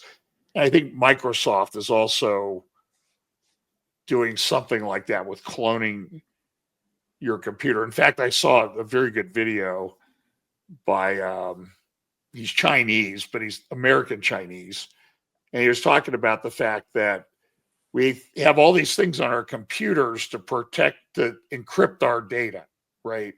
Protect our data. But now with like iPhone and Microsoft, and I assume this OpenAI thing, they just grab it off your screen before it gets to your encrypted part of your computer. Am I incorrect not in yet, that? John, Okay. not yet. So here, this is a little bit of a fine detail right here, but what OpenAI just released a week ago, I think it was, is a new product called Desktop. And what it does is been done for a long time, a couple decades now. What it does is it scrapes the web, okay? But so in the Desktop app that you get from OpenAI, it has the ability to be agentic. That's what the term is when you have an AI agent. The agent does things as a proxy for you. So you don't have to be personally involved in that anymore. Okay, so we've talked about agentic frameworks. The difference is when you're talking to a chatbot, you are tied to that conversation. Stop talking, the chatbot stops. Okay. On the agentic side, what's going to happen and is happening now is you command the AI agent, go do this for me. and you unplug from that, and now it works. Okay, not just one instance of the agent, but potentially tens or hundreds, depending what your budget is for it. So you can have an army of these AI agents out there doing things on your behalf. And so one of the things that desktop does, this new feature from OpenAI, is it allows you to tell the agent in the desktop, go, I want to make reservations at this 3 Michelin star restaurant, let's say. Maybe the French Laundry up in Napa somewhere. And what happens is there's a internal browser session that happens. It's not on your computer, okay? It's in a virtualized container that has a browser that's scraping and moving the mouse, typing in the keyboard. So the AI agent is actually performing as a human would be doing in order to go find, where do I go get the tickets from? Do I go to the restaurants thing? Do I go to, what's that restaurant app? I can't remember, table Yelp. something. Yelp. Yeah, Yelp exactly. table, there's a table. Open table. Yeah, Yeah. Open table, yeah. So probably use Open Table for that, or make a Yep, phone yep. call, because it can project a voice. Remember, Google's been demoing voice-based interactions Mhm. for 3 years now. Yes. So it's a voice. Hey, I need to make a reservation for, I want to go at this time. What's your first available? Now you're probably 6 months out, maybe a year out at the French Laundry, but just work with me on this. And then that agent is or the operator or the receptionist at that restaurant begins interacting on voice. But recently, the desktop thing isn't using voice; it's using web screens and being able to navigate to the website autonomously, look for the reservation link autonomously. It scans and scrapes the website to find out where do you click to get the reservation screen. And then from there, it sees, oh, there's a calendar entry. So I'm going to pick the thing and I'm going to find out what their first available date is. You give it the number of people that you were told to go do. You enter, you enter maybe your credit card information or something like that in order to book it. So that's what OpenAI has done. Now, it's shaky. I saw the launch demo and it wasn't operating flawlessly. And that's exactly what happens. These are brand new technologies, but it will only get better. So that is what's happening right there. But it is not yet on your computer doing it. It's using a virtualized container to do it. One of the things that's in my pipeline for researching is a real problem when you're using other AI tooling, agentic tooling. Claude has one where it's actually operating on your computer. And that's for a developer to do that, a software developer. And I'm going to explore that topic in one of my upcoming Substack articles, because we have to be very, very careful, because what happens there is the AI has the ability to run commands directly on your operating system. That's a lot more of a problem, I think. Yeah. So that's the nutshell, John. Yeah. Let me introduce another product from OpenAI. This dovetails with what you're saying, and that has the new product that Sam Altman just announced 2 or 3 days ago, called OpenAI Gov. G-O-V. That's the name of the product. You can search it on the internet and find out what I'm talking about. But it's a special iteration of OpenAI, the latest model that can be used by the government securely, they say, in the cloud with using Microsoft's Azure system that's supposed to protect sensitive government data. And basically, they're turning this loose now to the government to use wherever they want to use it. They're going to pay for it, I'm sure, through the nose. But they're also rolling it out to state governments as well. OpenAI space Gov, G-O-V. This is going to be ugly. There you go. There it is. Yeah, you can't make this stuff up, guys. I mean, it's just mind blowing to me. But this is the system that will be implemented undoubtedly in our government to do all the things automatically that can be done by people, but nevertheless, it'll be the AI that's doing it and taking the credit or the punishment or whatever. So, I mean, but look, I mean, so if you read that Substack article that I referenced earlier called Override, and then the ones that have followed it over the last few days, they're using this. I'm sure that Elon Musk's team is one of the ones that are using this, and they're unpacking things. And these young guys went in there with all of these algorithms and everything, and they really unpacked a lot of money flows. I mean, and we don't want people to be corrupt. We want to root out corruption, right? I mean, it's hard to convince people that that's a very, very bad thing. The question is, where do you put the brakes on them? By the way, Trump just announced he's coming out tomorrow, and he's going to expose all these people who've gotten billions of dollars, and he's going to name names. So we're living in a reality show now, I think. We are. That's a good way to put it, actually. Yeah. So, well, anyway, look, I think we'll wrap it up. So just a couple of, we'll do another one of these. We'll start scheduling it. We try to do them every 4 weeks or so at most. And maybe we just need to have an open mic night sometime.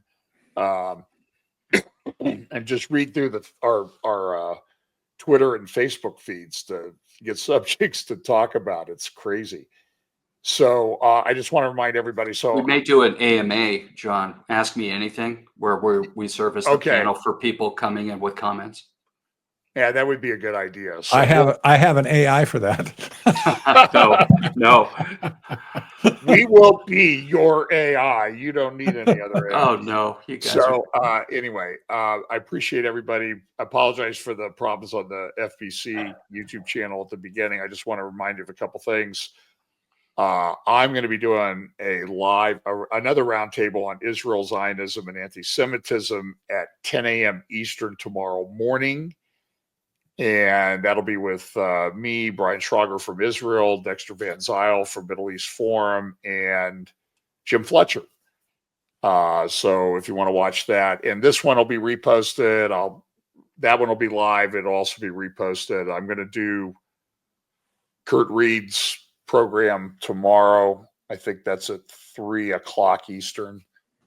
So, and I'm actually going to be at Calvary Chapel, La Harbor again on April 29th in California. So anyway, and I know we all have a lot of things coming up, so we do appreciate you taking the time to come, and we just pray, what's the operative term? We're to be wise as serpents, harmless as doves, and always stand for the truth. And it's going to be an interesting ride till we're out of here one way or the other. So any other thoughts, guys? I'll give you a couple minutes here, and anything you want to wrap up with?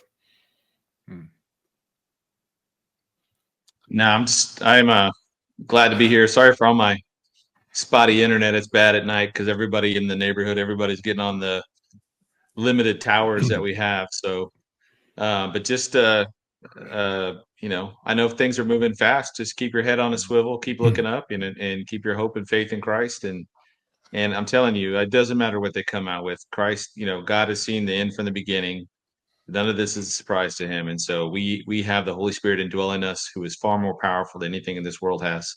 So thank you, and God bless. Yeah. I'll tell you what, all of the people who are listening tonight,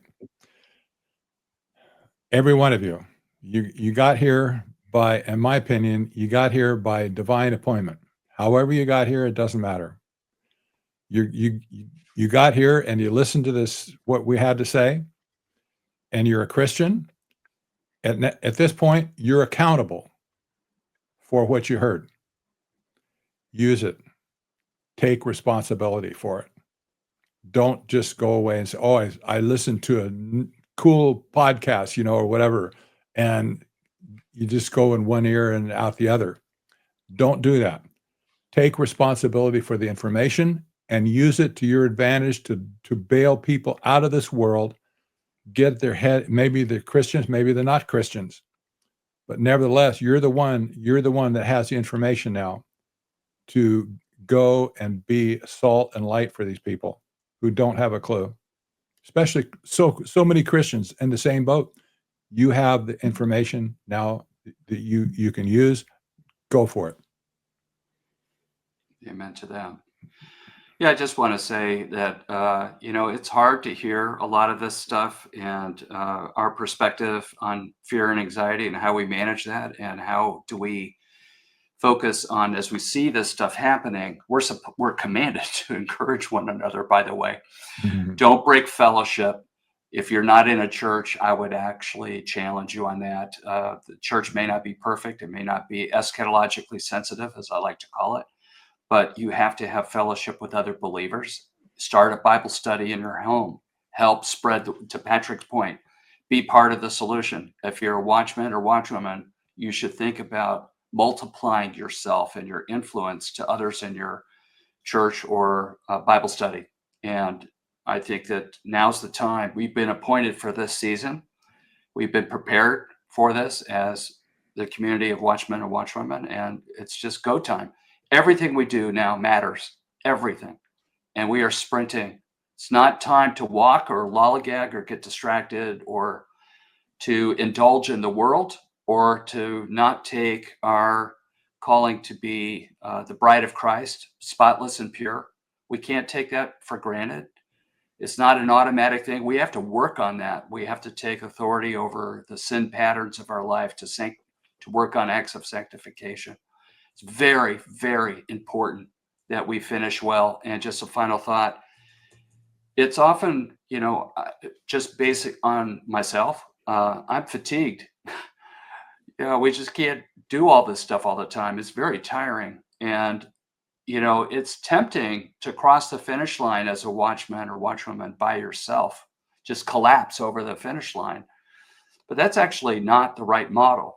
We should have people in tow with us, that are with us, that we've helped. We're all moving in the same direction. We're not going to finish the finish line by ourselves. We're going to have a bunch of people in tow. That's basically what being about the Father's business means. It means what Patrick was saying. Let's get out there. Let's do a good job of representing what's happening in this world, and to do it in a loving and kind way. Good thoughts. Appreciate it all. Good night, everyone. Patrick and Scott, if you would just hang on for just a minute, I'll say goodbye to you on site again. Just check our channels for things that I have coming up, and keep Britt Gillette in your prayers that he recovers quickly. Thank you all. Good night, everyone.